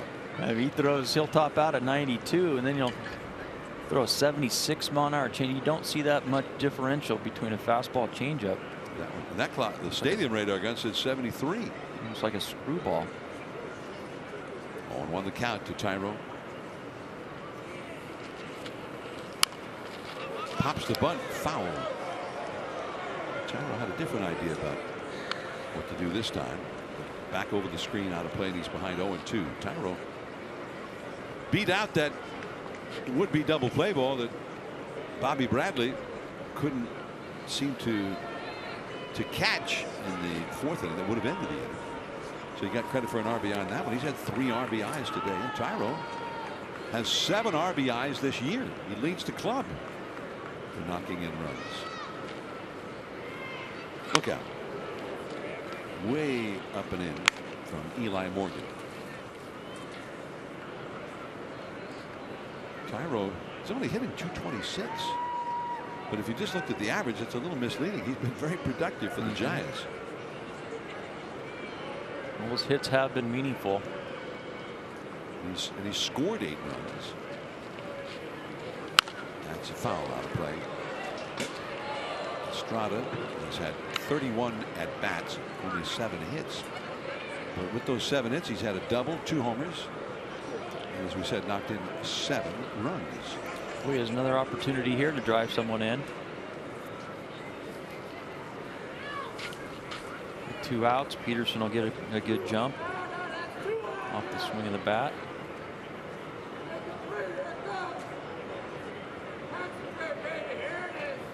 Eli Morgan into his stretch.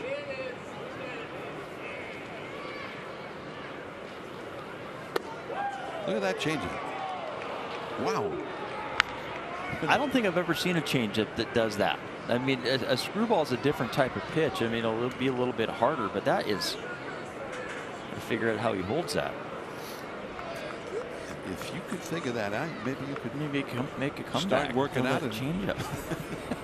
Get another 5 years in. My differential though between the changeup and the fastball wouldn't be as much. It wouldn't be 18 miles an hour. I know that. I think you're always throwing a changeup. Exactly. Slammed foul. Another changeup that ended up right over the heart of the plate. That previous one that we saw the replay of, it looked like special effects from Hollywood doctored that one up. This changeup looks almost like a left-handed curveball. Well, it comes in the same speed. Yeah. Right, as a slow curveball, 73, 74, 75 miles an hour. 2-2 the count to Tyro. Fastball, and he was able to fight that off, back off the facing of the upper deck. Well, this is what we have seen from Tyro Estrada. He'll put together a good at bat, especially when he sniffs the RBI. This would be the 8th pitch in the at bat. He's seen pretty much everything from Eli Morgan. And look at the differences in speeds there. I remember Pedro Martinez was a guy who had a real huge differential between his fastball and his changeup. Yeah, he had the Bugs Bunny changeup. Line drive, base hit over the leap of Ramirez, and Tyro Estrada has gotten it done. Coming in to score, Jock Peterson, and Tyro legs it into a double ahead of the throw from Mercado.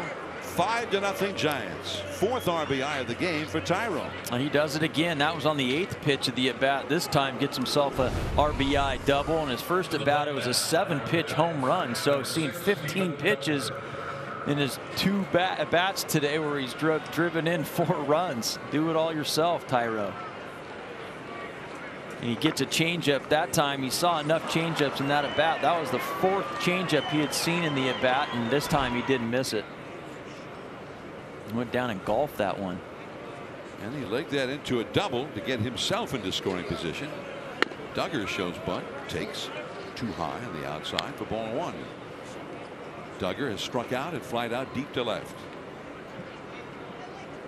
Well, big day for Tyro Estrada. The Giants have scored 5, and he's knocked in 4 of them.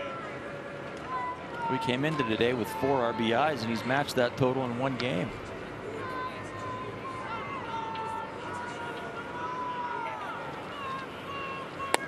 Change up low on the inside. 2-0. Do you think Tyro is just sitting on that changeup? If the guy had thrown him a fastball, maybe he would have locked him up. But yeah, I mean, based on how his at bat was going, he was fouling off the fastball. And, you know, he's probably sitting soft, just trying to foul off a fastball, and then he got one he could handle. He'd seen enough of him. He recognized it out of his hand. 2-0. Duggar smash and off the glove of the second baseman Miller into shallow right. Here comes Tyro for the plate, and he scores. Great hustle by Tyro Estrada. 6-0 Giants. He can hit, he can run. Steven Duggar wanted to get in on the action, said not so fast, Tyro, I'm going to get an RBI too. 104 off the bat of Steven Duggar. Gets a fastball he can handle and smokes it. No chance for Owen Miller at second base. That ball came way up off the ground. Would have been a heck of a play. Tyro Estrada. He's Mr. Excitement here in the 6th inning. The 2-out RBI double in a gritty at bat, and then and remember, he hustled it into a double, so he got himself into scoring position, and then he hustled home as Carl Willis is out to visit with his young pitcher. And while they are chatting, here's a brief message by Grayton Hotel and Casino. The future looks golden at Grayton in our Good Fortune slot tournaments. Thursdays now through May. Win up to $15,000 cash with 50 winners guaranteed at each tournament. Good Fortune slot tournaments only at Grayton Resort and Casino. 2 runs are home for the Giants here in the 6th inning. It's been a very profitable method. The Giants have scored 2 runs in every other inning as Castro starts to heat up in the bullpen. 2 in the 2nd, 2 in the 4th, and now 2 so far here in the 6th. Steven Duggar, number 6, back to the bag on that pickoff throw.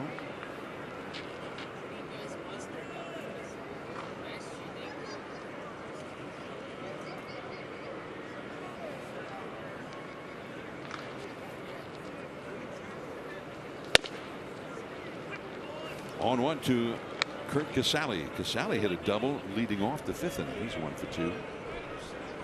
The Giants, those clutch hits with runners in scoring position were kind of been hard to come by for the Giants this weekend. But now they've gotten 2 in a row, and with 2 down, no less. Yeah, 3 for 9 on the day with runners in scoring position. I think they'll take that. They were 3 for 23 for the series with runners in scoring position until these last 2 at bats. Duggar back to the bag. The Guardians are very mindful that he has outstanding speed. Duggar has 2 steals for the year for the Giants. They've got the overshift on. The right side of the infield is wide open. Duggar was dancing off first base a little bit there and got the attention of Morgan, who stepped off the slab. Ball on the strike. See Clement, Rosario, and Miller all arrayed across the left side of the infield. Bradley is on the bag at first, so the right side is mostly undefended. There goes Duggar. And the throw to second by Hedges. And it's a stolen base for Steven Duggar. Well, Terry Francona had an idea that Steven Duggar would try to steal second base at some time in this at bat, and he picks a good time to do it, gets a good jump, and then Hedges throws it just up the line a little bit. But with Steven Duggar's speed, he's able to get in there, no problem. And you see that he immediately slid to the center field side of second base to try to further elude that tag. 1-2 the count to Casali. Base hit could mean a run. And that ends the inning. But the Giants with some more 2-out offense. 2 more runs in a 6-0 lead. Top of the order coming up against Wood. The next Giants homestand as the Oakland A's cross the Bay Bridge. All fans are invited to Oracle Park for games Tuesday, April 26th and Wednesday, April 27th. Get tickets at sfgiants.com/tickets. Giants baseball, game up. The Athletics, who have not yet been in the Bay Area here in 2022, they went right from the Sonoran Desert out on the road to start the year. That's a first ball swing and a base hit to left by Miles Straw here in the 6th inning against Alex Wood. Straw's first hit, he's also drawn a walk in the game. And here comes Owen Miller. So the big hitters are coming up now for Cleveland. But the Giants with a little bit of an extra margin now, 6-0 to score, Giants.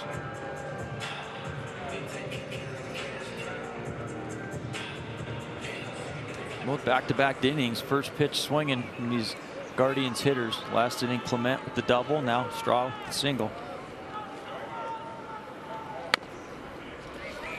Owen Miller, and he's just been unconscious so far this year. But today Alex Wood has struck him out twice. Down and in with that slider. So whatever the magic has been for Miller, it has not been there for him. He had only struck out 3 times in the first 8 games altogether. And Wood has gotten it twice in a row, and he's got a 1-1 count this time.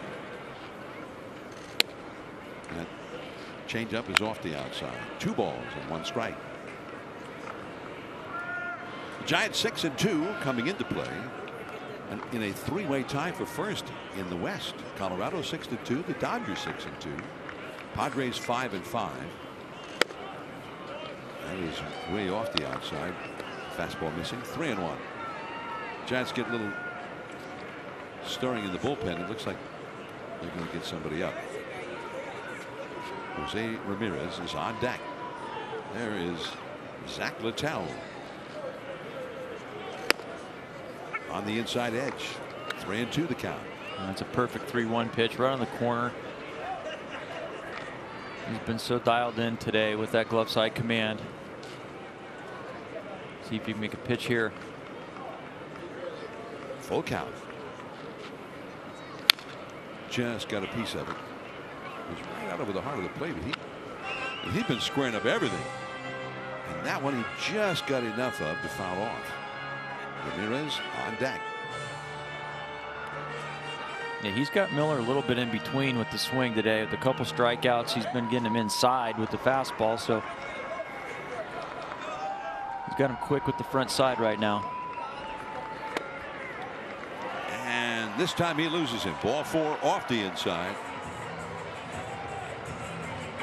Now Cleveland has got something going with the fat part of the order coming up. Their best hitter, Ramirez. And then behind him, Franmil Reyes. Zach Littell is up in the Giants bullpen. It looked like they may be stalling for some time to get him ready to sally out to the mound to talk to Wood. And he's at 86 pitches, so that's probably it. Yeah, here comes Cap. So Gabe Kapler with the slow walk to the mound.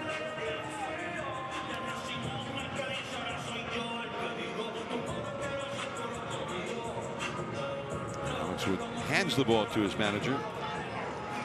He departs after going 5+ scoreless innings so far anyway. Leaves with a couple of men on. When it's time for a change, think Speedy Oil Change and Auto Service. Your trusted oil change tune-up and smog experts. By the authority of the San Francisco Giants, it may not be reproduced or retransmitted in any form, and the accounts and descriptions of this game may not be disseminated without the express written consent of the San Francisco Giants Baseball Club, LLC. In Cleveland on Easter Sunday, Giants 6, Guardians nothing. Last of the 6, but the Guardians with a threat. 2 men on, nobody out, and Zach Littell is in from the bullpen in relief of Alex Wood. He's on for the 3rd time this year. The first 2 went pretty well. Didn't give up any runs, just a couple hits, no walks, 1 strikeout. Zach Littell is going to feature a 4-seam fastball, slider, split combination. He's going to try to get out Jose Ramirez.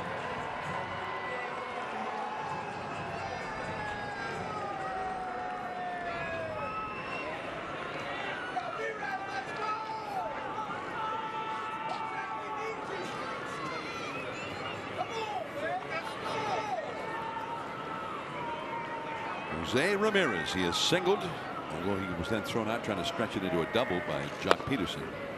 He flied out to center his last time. And that one, a slider too high for ball one. Alex Wood shutting out the Guardians.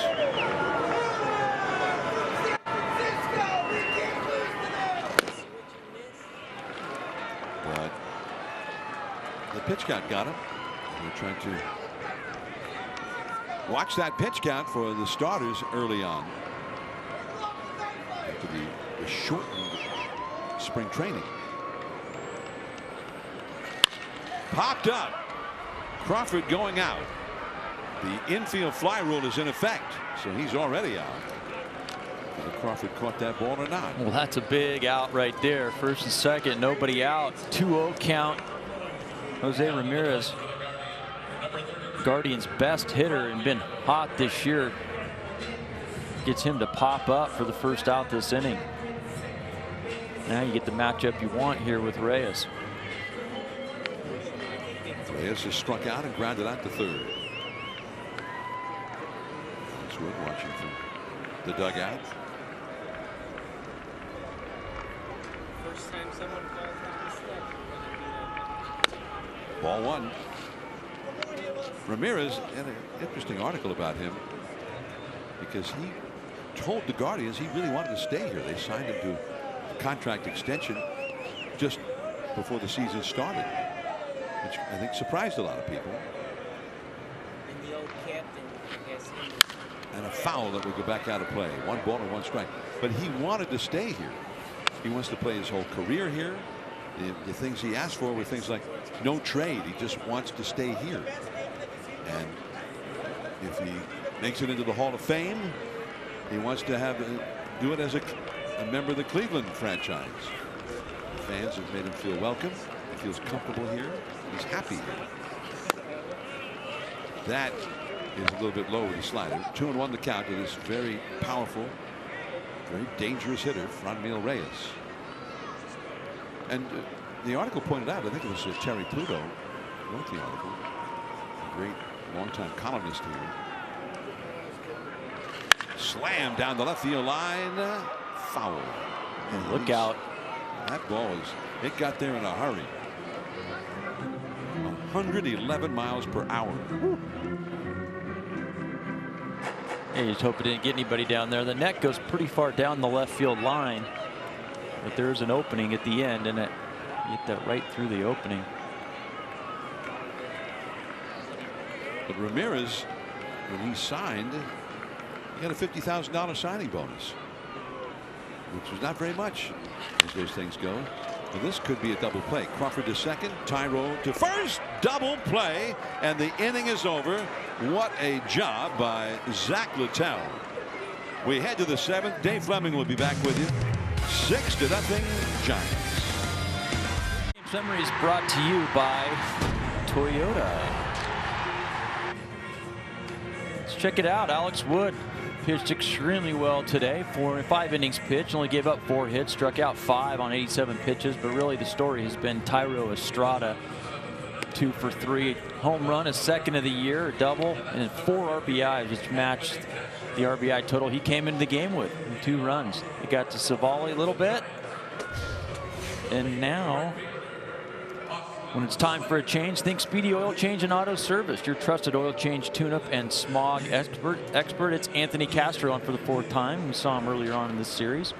3.38, 2 2/3 innings, 3 hits, 4 strikeouts. And now to tell you all about it will be Dave Fleming, back here for hopefully just the next 3 innings. I thought you were just going to keep going. Just take it all. And the pitch. Austin Slater takes a strike from Castro. Yeah, Thairo Estrada, big day for him. Giants pitching excellent again. How about the job Zach Littell did? Really nice job. Against the 3-4 hitters. That one high and tight. 2 on and nobody out. Didn't have a whole lot of time to get loose out of the bullpen. It's a cold day. Came in and got a pop up and a double play ground ball. On a 2-0 pitch to their best hitter. Yeah, that was huge. Astros 1-1. Slater takes outside, ball 2. I mean, it's a 6-run game, but in that situation, nobody out. One swing of the bat, they're back in it. Home run. Double, you keep the line moving. Littell and the rest of the bullpen have been phenomenal this whole series.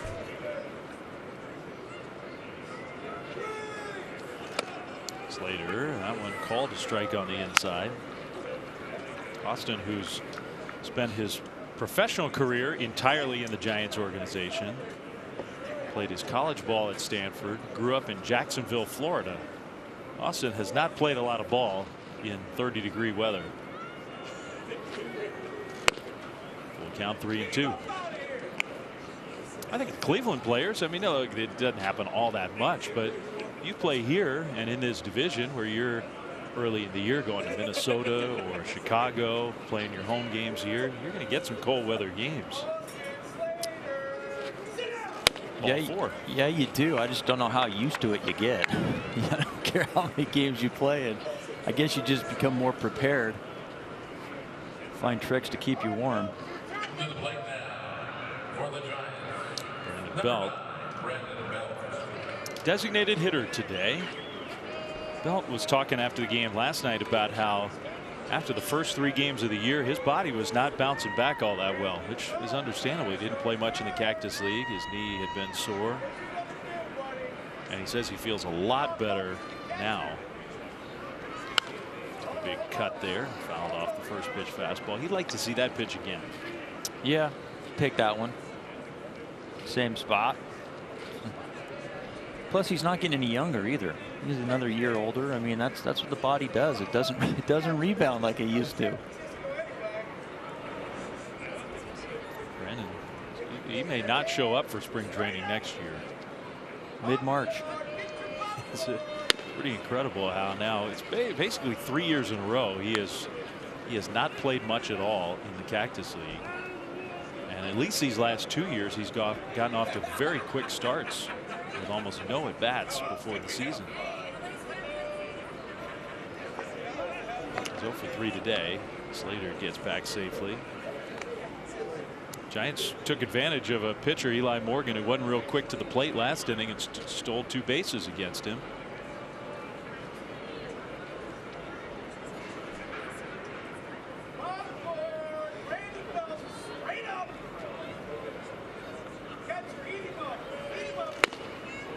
Two and one. I think that a lot of it has to do with Brandon Belt. I mean, just his confidence he has in his swing and his mechanics. It doesn't take him that long. It's pretty simple in his mind. Even when he gets injured and he comes off the the IL, he doesn't need any rehab games. It seems like he just jumps right in there and picks up where he left off. Takes a big cut there. Hedges throws behind Slater. Austin got back safely. 2-2. I mean, when you're the captain, why waste swings in the minor leagues? Who needs a rehab assignment? I'm the captain. Just put me in, coach. I'm ready. Still makes me laugh when I think about the boat on opening day. I don't think anybody saw that coming. 2-2, and he blasts one down the right field line. Brandon Belt has gone deep. His 3rd home run of the year. The captain can cruise around the bases here in Cleveland. 8-0 Giants. You might like this DH thing. Hit the ball hard almost every at bat, and this time he's rewarded for it. Just a no doubter on a changeup, hanging changeup, and you hang it, he bangs it. It's not where you want to throw the changeup if you're Castro. You want that pitch down and away, not middle up. Went away off the bat, just a bullet to right field.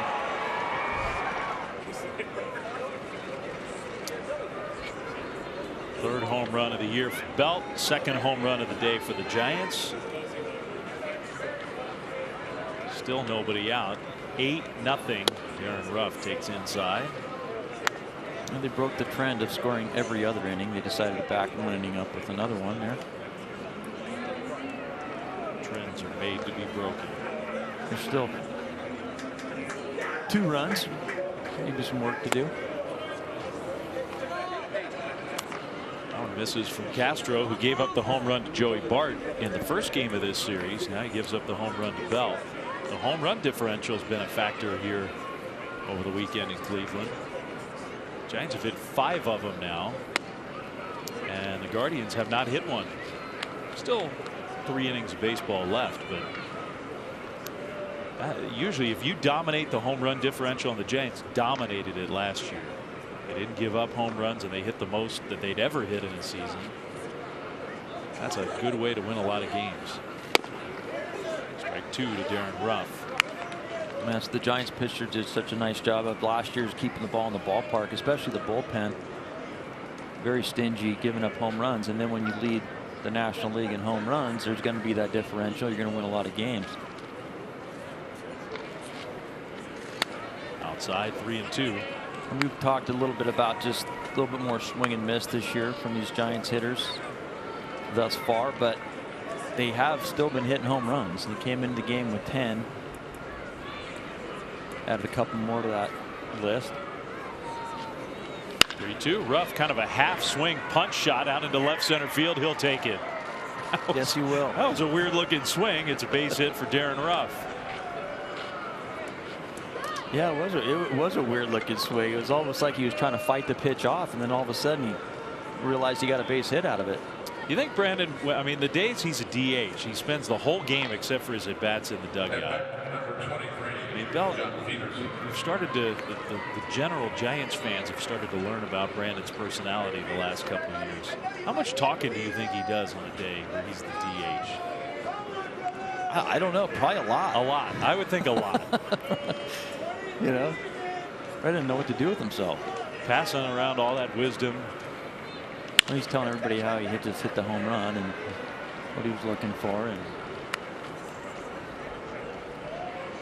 they're still talking. Who's he talking to now? Maybe not. Whoever's going to walk by is going to jab with Brandon. Yep, we got you. Yeah. That was a red light. Mr. Red Light. On the ground, Peterson. Miller will go to second. The third baseman, Clement, and a nice pick at first by Bradley. It is a double play, 2 down. Yeah, that was a nice play by Bobby Bradley. We saw him early in the game with the ball that he should have caught. That was a tougher play right there that he did make. Nice turn by the middle infield right there. Rosario and Miller. Well, Brandon Belt, 108 miles an hour off the bat. His third home run. Thairo Estrada's had the big game. Actually, that might have been Clement that turned that double play there. It was. If you've been listening to me. I've tuned you out like at the 7th inning on the last couple times. So. Well, 9-inning games there. It's hard to concentrate. Crawford into the corner. And that one will bounce up against the wall. Brandon Crawford pounced on the first pitch. And he's got himself a double. It's the 4th of 5 hitters to reach base safely in this inning against Castro. Second knock for Brandon Crawford today. Gets a hang and breaking ball. Castro's been leaving a lot of pitches up this inning. Giants have been doing some damage with that one right down the right field line, right in the corner. Easy double for Crawford. So Brandon in scoring position. And it's Wilmer Flores. Wilmer's had a nice day, a double, a run scored, and a walk. 1 for 2. He's also made a couple pretty good plays defensively.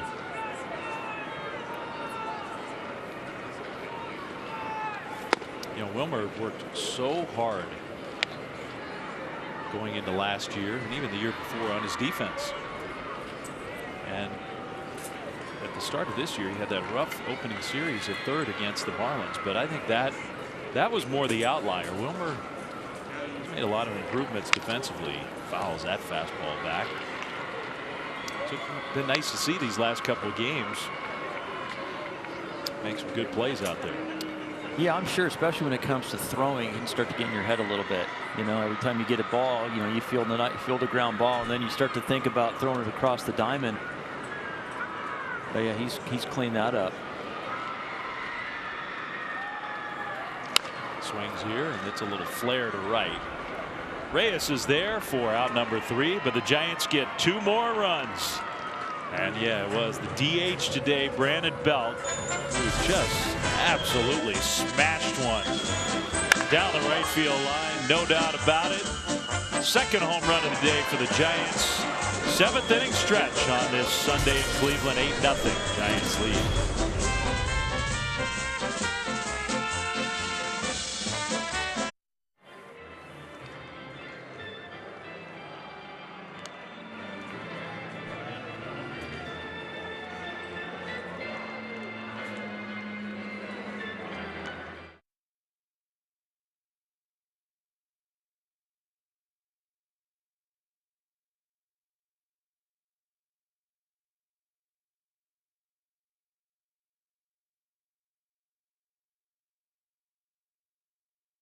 My cold weather voice. Sunday in Cleveland, 8-0 Giants over the Guardians. Giants bats unaffected by the weather. It's been a very impressive performance all the way around from the Giants this weekend. And a new pitcher here for the bottom of the 7th when it's time for a change. Think Speedy Oil Change and Auto Service, your trusted oil change, tune-up, and smog experts.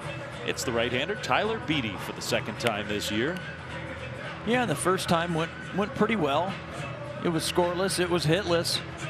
Although we'd like to cut down on those walks, a couple strikeouts. I think that's the big thing with Tyler Beede right now, and that's why he's pitching in this situation, is that just to get that command back, trust his stuff. He's got really good stuff. He's got a 2-seamer, a 4-seamer, a changeup, a curve, a cutter.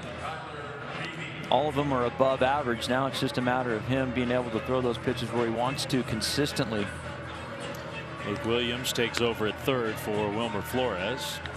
Gabe Kapler gets maybe a little extra defense at 3rd, but also a chance to get Luke Williams in a game. You know, we've talked about one of the themes of this weekend here in Cleveland. Brandon Crawford, Brandon Belt had never played in this ballpark before this series, and now they've each homered in this series. So that makes for the Brandons home runs in 24 different ballparks, each of them aside from Oracle. Most home runs at Coors, no surprise there. Current places without a home run, lots of crossover on that list too.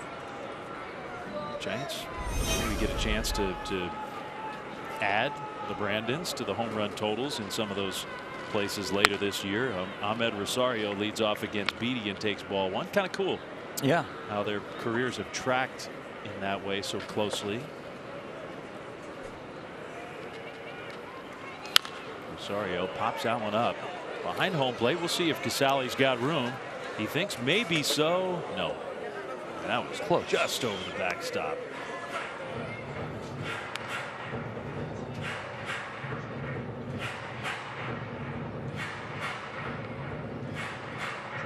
Well, it's a good spot for Tyler Beede, as you said, to work on trying to get some of that sharpness on the game mound. The Giants really, really want him to succeed. Ball pulled foul because he's got that great ability coming back from the Tommy John surgery. Never could really harness that command last year. 1-2. 96 miles an hour, but outside. Yeah, the stuff's so good. Everything moves. And I was talking to Logan Webb yesterday or a couple days ago about Tyler Beede. And when Logan Webb started to gain some confidence and believe in his abilities and start to have success is when he just started throwing the ball really down the middle part of the plate and letting his stuff take over. Well, that's ball 4. So Beede walks the first batter that he faces. Giants fans turn 2 and join the millions who are already saving by adding Xfinity Mobile to their internet. An unbeatable connection only from Xfinity.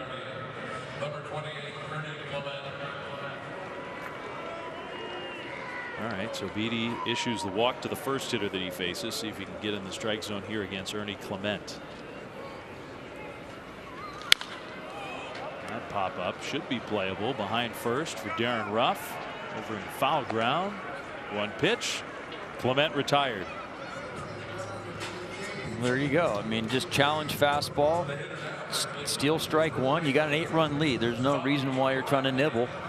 Trust your stuff and then work from there. Much easier to pitch if you're up 0-1 in the count rather than 1-0, 2-0, 2-1. When you're behind in the count all the time, then you feel like you have to make pitches. But if you trust your stuff early in the count, get strike 1, it makes things a lot easier. Bobby Bradley 1 for 2 today. Takes that one up and away. The changeup doesn't have the feel for that pitch yet.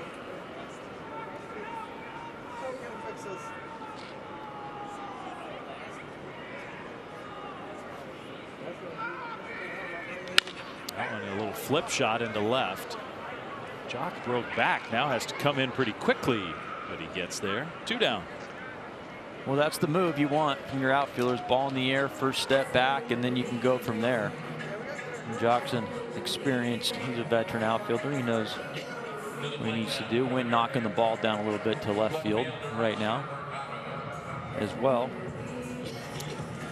2 outs for Oscar Mercado. Well, with Beatty, the command issue has been around for a long time. But the other thing that you and I have talked about plenty this weekend is the lack of work for some of these Giants pitchers. Ground ball up the middle, base hit. Well, not a bad pitch there, but Mercado gets a 2-out single. Rosario stops at second, and will bring up Austin Hedges. But it's hard to stay sharp. I mean, this is the early part of the season. You finished the Cactus League, didn't pitch maybe a lot at the end of the Cactus League. Now, here early in this season, just the second appearance for Tyler Beatty.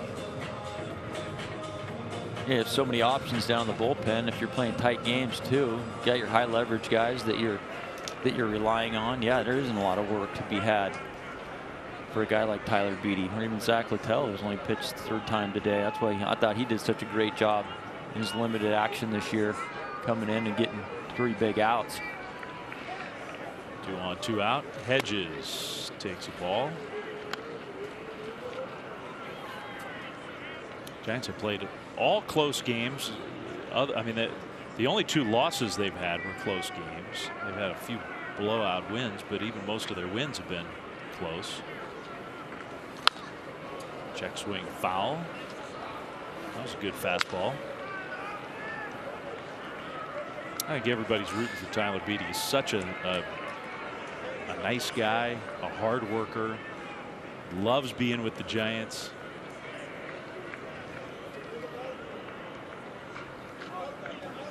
One pitch, got the corner there. Strike 2. Good pitch. Might have been off a little bit, but Reckman's been consistent in that spot today. Yeah, I think we're all rooting for Beatty. Absolutely. A 1st-round pick, a lot of pressure coming out of college.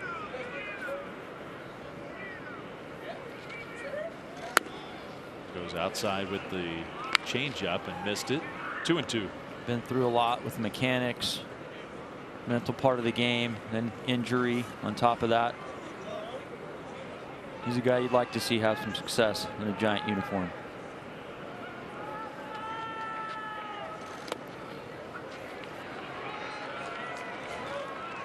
Full count.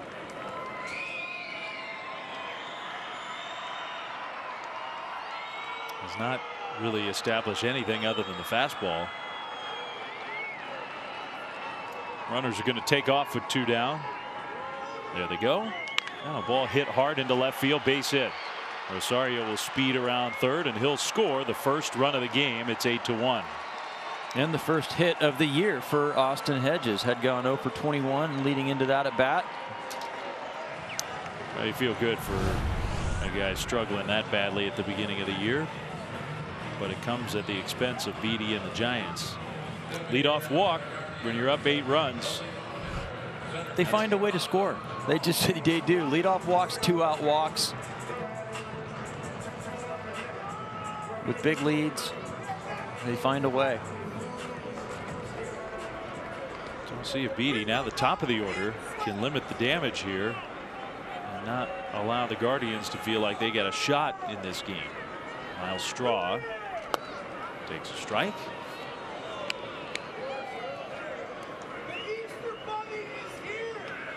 Well, these people in Cleveland, they're not dummies. Don't sit in the shade today. I'd be shifting over too. We got the shift in the stands tonight. On the field, in the stands. Yeah, that's smart. They announced the paid attendance, 9,620. I mean, it is a cold day. It's tough to get to the ballpark today. Yeah. They decided to stay put. Maybe they're frozen. They can't get up and move.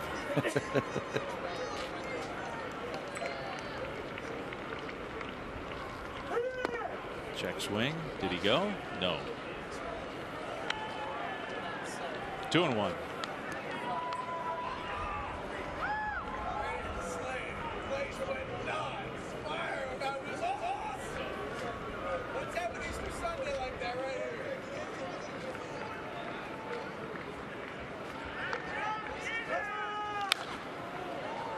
Two and two.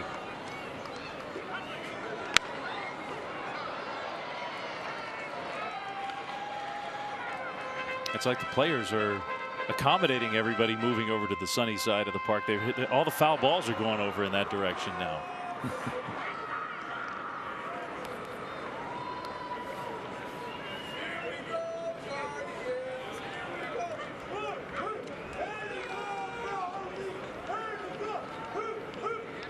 Beatty's 2-2 pitch. Straw hits a fly ball to right. Austin Slater's there for out number 3. The leadoff walk turns into a run, but only the one. Guardians on the board. Giants lead 8-1. Mobile coverage cam. Here we check out the Rock and Roll Hall of Fame. Made my way over there on, it was yesterday actually. Seems like a long time ago. But it was yesterday. We haven't been here for a month. Less than 24 hours ago, I think. Pretty cool. Yeah, you saw a lot of Giants fans there. Yeah, there was a lot of City Connect stuff. A lot of kids wearing the City Connect Giant gear. Well, when it's time for a change, think Speedy Oil Change and Auto Service, your trusted oil change, tune-up, and smog experts. The Honorable Mr. Connor Pilkington. I just think it sort of sounds like a distinguished name. It does. Second time we've seen him in the series. Pilkington. Yeah, made his debut on Friday. Fastball, curveball, slider, changeup. He's got all 4 of them. Jimenez, the shortstop, Lavastida, the catcher. So 2 more changes for this Cleveland team. 8-1 Giants lead. And a strike to Thairo Estrada, who's had a heck of a day, hasn't he? Yeah, he's been the star today. Got things going early. 2-run home run. First 6 runs of the game scored while he was at the plate. The 2-run homer, got the RBI on the ground ball that could have been a double play, wasn't turned, and then knocked in a run with a double. Grounds this one to third. Clement throws wide of first, and the tag by Bradley to get Thairo Estrada. We went to the replay booth on Estrada's last on that double play, and he would have been safe. He would have been. Yeah. Had they even had Bradley caught that ball. He's got excellent speed. He scored from second on that ball that ticked off the glove of Owen Miller of Moton. I think a lot of players would not have been able to score on that. So the power speed combo of Thairo Estrada. Steven Duggar has got a hit and a run batted in today. Takes ball 1.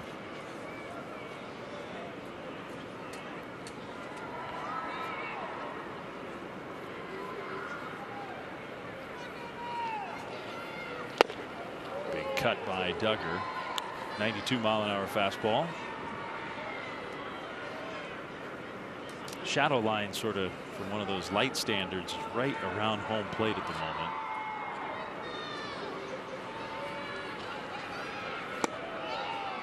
Two. Good slider by Pilkington. He's got a good fastball slider combination.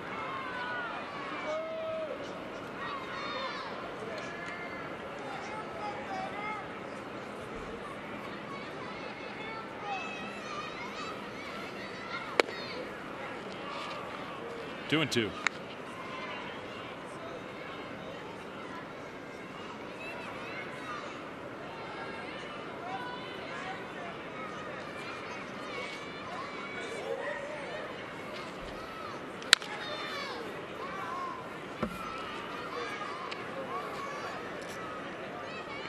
Kind of a cool pattern, the shadow lines of those big, tall. It's different style lights here at this field, Progressive Field.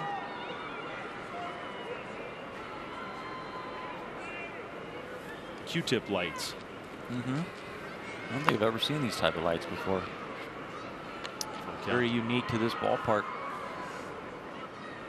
It is weirdly, it is kind of one of the signatures of here. See, next time we come back, hopefully it won't be 14 years from now. No. I think it will be. The new schedule is supposed to prevent that. Duggar to center field. Miles Straw, the big part of the ballpark. Plenty of room, 2 down.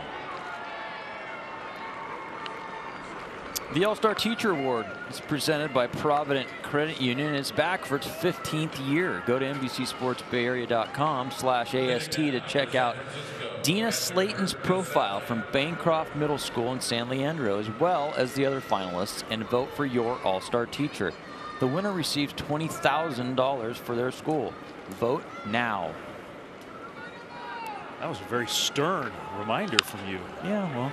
Kurt Casale floats one just foul. It wasn't like, please vote now.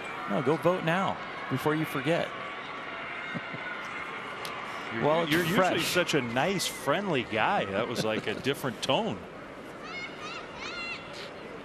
Well, $20,000 for their school. You know, they need they need the votes. Yeah, that's a big deal. Dina would like your votes. Bancroft Middle School would like the $20,000. Go vote. Fastball misses in. So it's 1-1 to Kurt Casale, who's got his first hit of the year today. That feels good, I'm sure. Double in the 5th.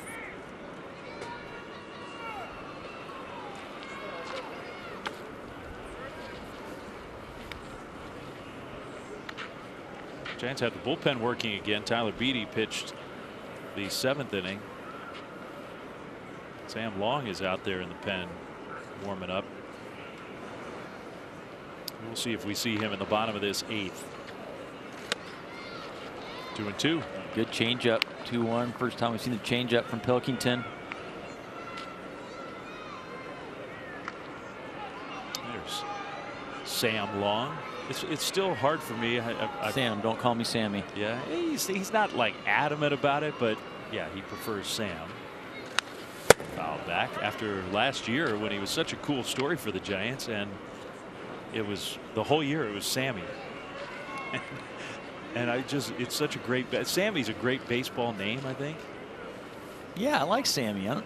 He didn't like Sammy though, huh? Any reason why? No, he said you can call me whatever you want, but said his top choice is Sam. Casale foul tips on that one into the mitt. Strike 3. Pilkington pitches a scoreless inning, and I think we're going to see Sam Long come in. 8-1. Giants lead. Lead in Cleveland. It's time for our Ford play of the day. We go back to this date in 2001, and the great Barry Bonds hit career home run number 500. And it ended up in McCovey Cove. What a dramatic way to do it. Off the Dodgers reliever Terry Adams. Giants took a lead in the bottom of the 8th. And it was an historic moment, a great moment. Guess who started that game for the Giants? The guy sitting next to me, Sean Estes, who struck out 8 Dodgers in 6 innings that day. I think that was the only time I actually got the Dodgers out all year. That was my first game of the year against them, and then I don't think I got another win the rest of the year. And then Sabian said, "All right, see ya. I'm trading you." Can't get the Dodgers out. It's a problem when you wear the Giants uniform if the Dodgers give you trouble. Yeah, in the old regime, because DeSclafani didn't do real well against the Dodgers last year. They gave him a 2-year deal. Oh, you see, you were looking to ship Or him out 3 too. years. Hey. No, he actually turned it around. His last start against the Dodgers was pretty good. Tyler Beede stayed in the game, so no Sammy Long yet. Luke Williams throws out Owen Miller. For 1 out. If I remember that game right, they actually stopped the game after he hit the 500th and had a little on-the-field ceremony, didn't they? You remember that? Yeah, and I don't think the Dodgers were real happy about it. I remember Terry Adams on the mound like, what are you doing? You got a game to play. And I think the Giants had given, if I remember correctly, I think the Giants had given a little heads up that if it happened, coming into the series or the game, if it happens, we may do something. But that didn't make Terry all that pleased. Yeah, Terry's like, yeah, it's fine as long as I'm not pitching. But yeah, pretty big moment. 2001. Little did we know how many home runs were to come. Just 200 and how many more? I guess we had an idea, but a lot more came. Yeah, still 262 after that one. Ramirez blasts that one down the right field line. Foul. Kind of disappears from our view down that line. Ramirez thought it had a chance to be fair. He was off and running. Our only chance to see Jose Ramirez this year, he's a great player. And he's a little guy. He was never a huge, he signed for a pretty small signing bonus. Wasn't like a huge prospect coming up. High fly ball, right center, in the ballpark. 2 down. He plays hard too. I mean, he tried to leg out a double the first at bat out of the box. I mean, he hustles everything out too. I mean, that's why they love him here. He'll get dirty. He plays hard. Impressed. 2 outs for Franmil Reyes. 0 for 3 today.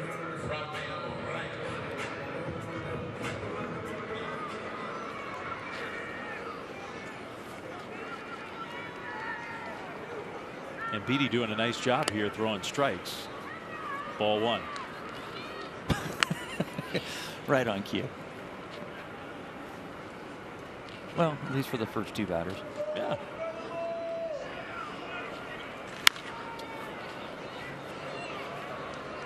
Fastball 93 miles an hour. Who knows, maybe Tyler backing off just a little bit to try to get some feel and command.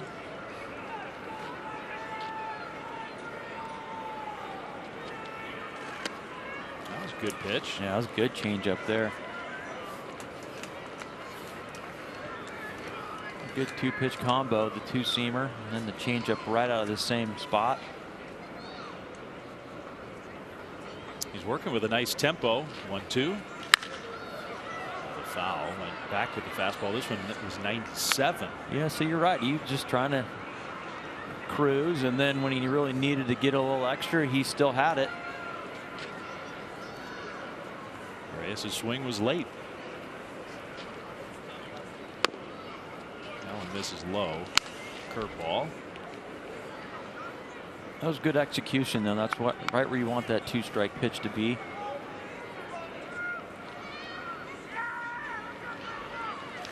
Reyes to center field. Duggar will circle in. Nicely done, Tyler Beede. After that walk in the 7th, he pitches a perfect 8th inning. We go to the 9th. 8-1 Giants. In Cleveland, beautiful statue of the great Hall of Famer Larry Doby out beyond center field here at Progressive Field in Cleveland. Larry's son was here the last couple days as part of the ceremonies to kick off the season in this ballpark for the Guardians. Austin Slater against the left-hander Pilkington still in. 8-1 Giants lead. And the count is 2-0. Larry Doby, who faced the Giants in the 1954 World Series. He had a great year that year.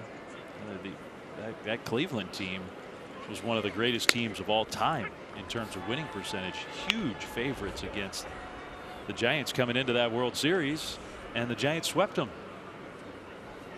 Just a massive upset, because Cleveland had won like 110 games of 154. Just dominated the American League that year. And they were loaded. The World Series made famous by the catch. Got him swinging. Slater goes down. Well, went from 2-0 to 3 strike. See you later. Good comeback by Pilkington. Brandon Belt, who homered his last time up. 1 for 4 today with his 3rd home run of the year.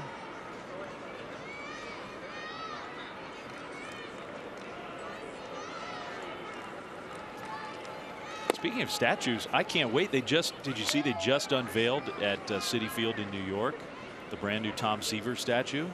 Just dedicated it. Maybe that dedication was yesterday. We'll check it out. Right out front, and it's really fantastic. A little swinging bunt. Lavastida throws out Belt. 2 down. Kind of the classic drop and drive pitching motion of Tom Seaver captured in this. Oh, they got him in the full motion. Reminiscent of the Marichal statue at our ballpark in San Francisco. So I can't wait to see it tomorrow. Yeah, be cool. The great Tom Seaver. Only sorry that they didn't do it while he was around to see it, because he would have loved it. Yeah, right. And he was around the ballpark a lot too. He broadcast a little bit. Yeah. Remember my 1 year there, I saw him quite a bit. 2002. 1 pitch to Darren Ruff. A high, towering fly ball to left. Mercado underneath it. Out number 3. Last chance for the Guardians when we come back to Cleveland. Giants will try to finish off a win. They lead 8-1. Live, Carlos Ramirez alongside the veteran, the TV vet, George Contos. Immediately following our game, highlights, interviews, analysis. Sounds like Gregor Blanco is going to join them after the game as well. Giants post-game live follows us. Giants trying to finish off a win and a series sweep here in Cleveland. They lead the Guardians 8-1. And when it's time for a change, think Speedy Oil Change and Auto Service, your trusted oil change, tune-up, and smog experts. The left-hander Sam Long, who's pitched 1 game, gotten 1 out this year. Chance to get in the game here this afternoon and get some work in. Yeah, so when you do get 1 out in 1 game, you go to last season's stats, so you can see how he did last year. He hadn't had a lot to do show for this year. Hadn't pitched in a while. Know that, 3rd of an inning pitch, but he's going to feature a fastball, curveball, changeup. He got rid of the cutter or the slider this year. Much to think about. Just going to go with the fastball, curveball, changeup. Curveball's his best pitch. That's a strikeout pitch. He's got a good 12-6er. Mid-90s fastball. Saw him start some games last year. Local kid, went to Sacramento. Del Campo High School. For anybody from Sacramento watching the game right now. There are many, I'm sure. Great Giants fan base in Sacramento. Andres Jimenez, who came in to play shortstop just an inning ago, will take his first at bat of the day. Leading off against Sam Long, that curveball, and had Jimenez buckling out of the way, even though it was right out over the plate. Just a little bit high. Ball 1. Giants really like him. Sam Long's got a chance to help this team now and into the future. He's one of those pitchers who can fill a bunch of different roles. For now, early in the season, you get the 28-man roster. When that has to change back to 26 in May, a guy like Sam Long, he can be really valuable. Fouled off, pounding the strike zone since coming out of the bullpen. These first few pitches, that one at 95. Yeah, and Jimenez has seen all 3 of Sam Long's pitches here. Fastball, curveball, and the changeup. Just barely caught a piece of that curve. There's that nasty curveball. Good pitch. Good job by Jimenez just to get a piece right there. Sam Long said, I mean, I'm getting rid of the slider, but I really want to improve my changeup, and said that his changeup's the best it's felt coming into a season. I mean, I like the fact that he took some real time in the offseason and dug deep into the analytics, the results, and all the data that the players have access to these days, and decided that he wanted to make a little tweak to his repertoire. Estrada throws a little low, picked out by Ruff, 1 away. By the way, we did a little checking, just, you know, I thought maybe you were exaggerating about, we showed the highlight of the Bonds home run, his 500th, the 2001, early in the season on this date against the Dodgers, and you pitched really well in that game. Giants won that game, and you said, well, that's the last time I pitched well against the Dodgers that year. I thought, oh, Sean's being hard on himself. Including that game, 5 starts and a 10.8 ERA against the Dodgers that year. Sorry, I really was trying to pump you up. I knew it was bad. I didn't need to be, and not everybody else had to hear the 10+ ERA. I mean, how bad it was. Yeah, and that was my best. Like I said, that was my best game of the year. I only gave up 2 and 6 that game. That just tells you how bad the rest of the next 4 were. Not great. You did a lot of other great pitching in the Giants' career. Made the All-Star team, and the All-Star game was right here in this ballpark. Yeah, and that didn't go well either. So thanks for bringing that up. I didn't say that. Now, I did pitch another game where Barry hit a pretty monumental home run, number 71. I started that game, but I didn't get out of the first inning, so I didn't even get to see his home run on the field. I was in the clubhouse. Did it look good on TV? It looked great on TV, yes. It tied the game, I think, or something. Yeah, I got to pick the hook based on that home run. Clement just got a piece of the changeup. It was my last game as a Giant, actually. Well, you were good enough for a long enough time to have some bad days. Oh, thank you. You got to be really good to put a positive spin on all that. You got to be really good to have all the ups and downs that a full major league career provides. It's inevitable. Luke Williams throws out Clement, and the Giants are 1 out away from a series sweep in Cleveland. It sounds pretty good. It does. I mean, I think it's worth repeating again here. This Cleveland team came into this series in the 4 prior games. They had scored 44 runs. They led Big League Baseball in basically every team offensive category before this series started. And they've scored 4 runs in 3 games against Giants pitching. Yeah, they're hottest offense in baseball coming into this. Their home park, opening night for them. A lot of energy, and then the Giants pitching just absolutely shut them down for the most part. Man, Sam Long looks great. He is razor sharp for a guy who hadn't pitched much this year. 1-2. Heading to New York after this game to start a 4-game series with the Mets. Should be a lot of fun. The Mets are on their way to another win, so they're going to be 7-3. The Giants are 7-2 after today. Pretty big early series in the big city. You don't want to miss Tuesday's matchup. Logan Webb and Max Scherzer are scheduled for Tuesday. Tomorrow, Alex Cobb and Tyler McGill, 2 guys really throwing well. Struck him out swinging. The game is over, and the Giants come to Cleveland for the first time in 14 years. It had been too long. And they take care of business against a pretty good Guardians team, sweeping all 3 today. The final score 8-1.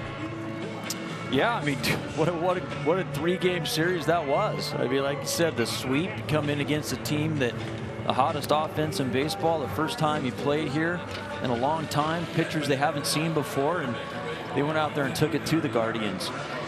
And now they got some serious momentum coming into New York. Should be really, really fun. What a day for Thairo Estrada, Alex Wood, Brandon Belt, and the Giants.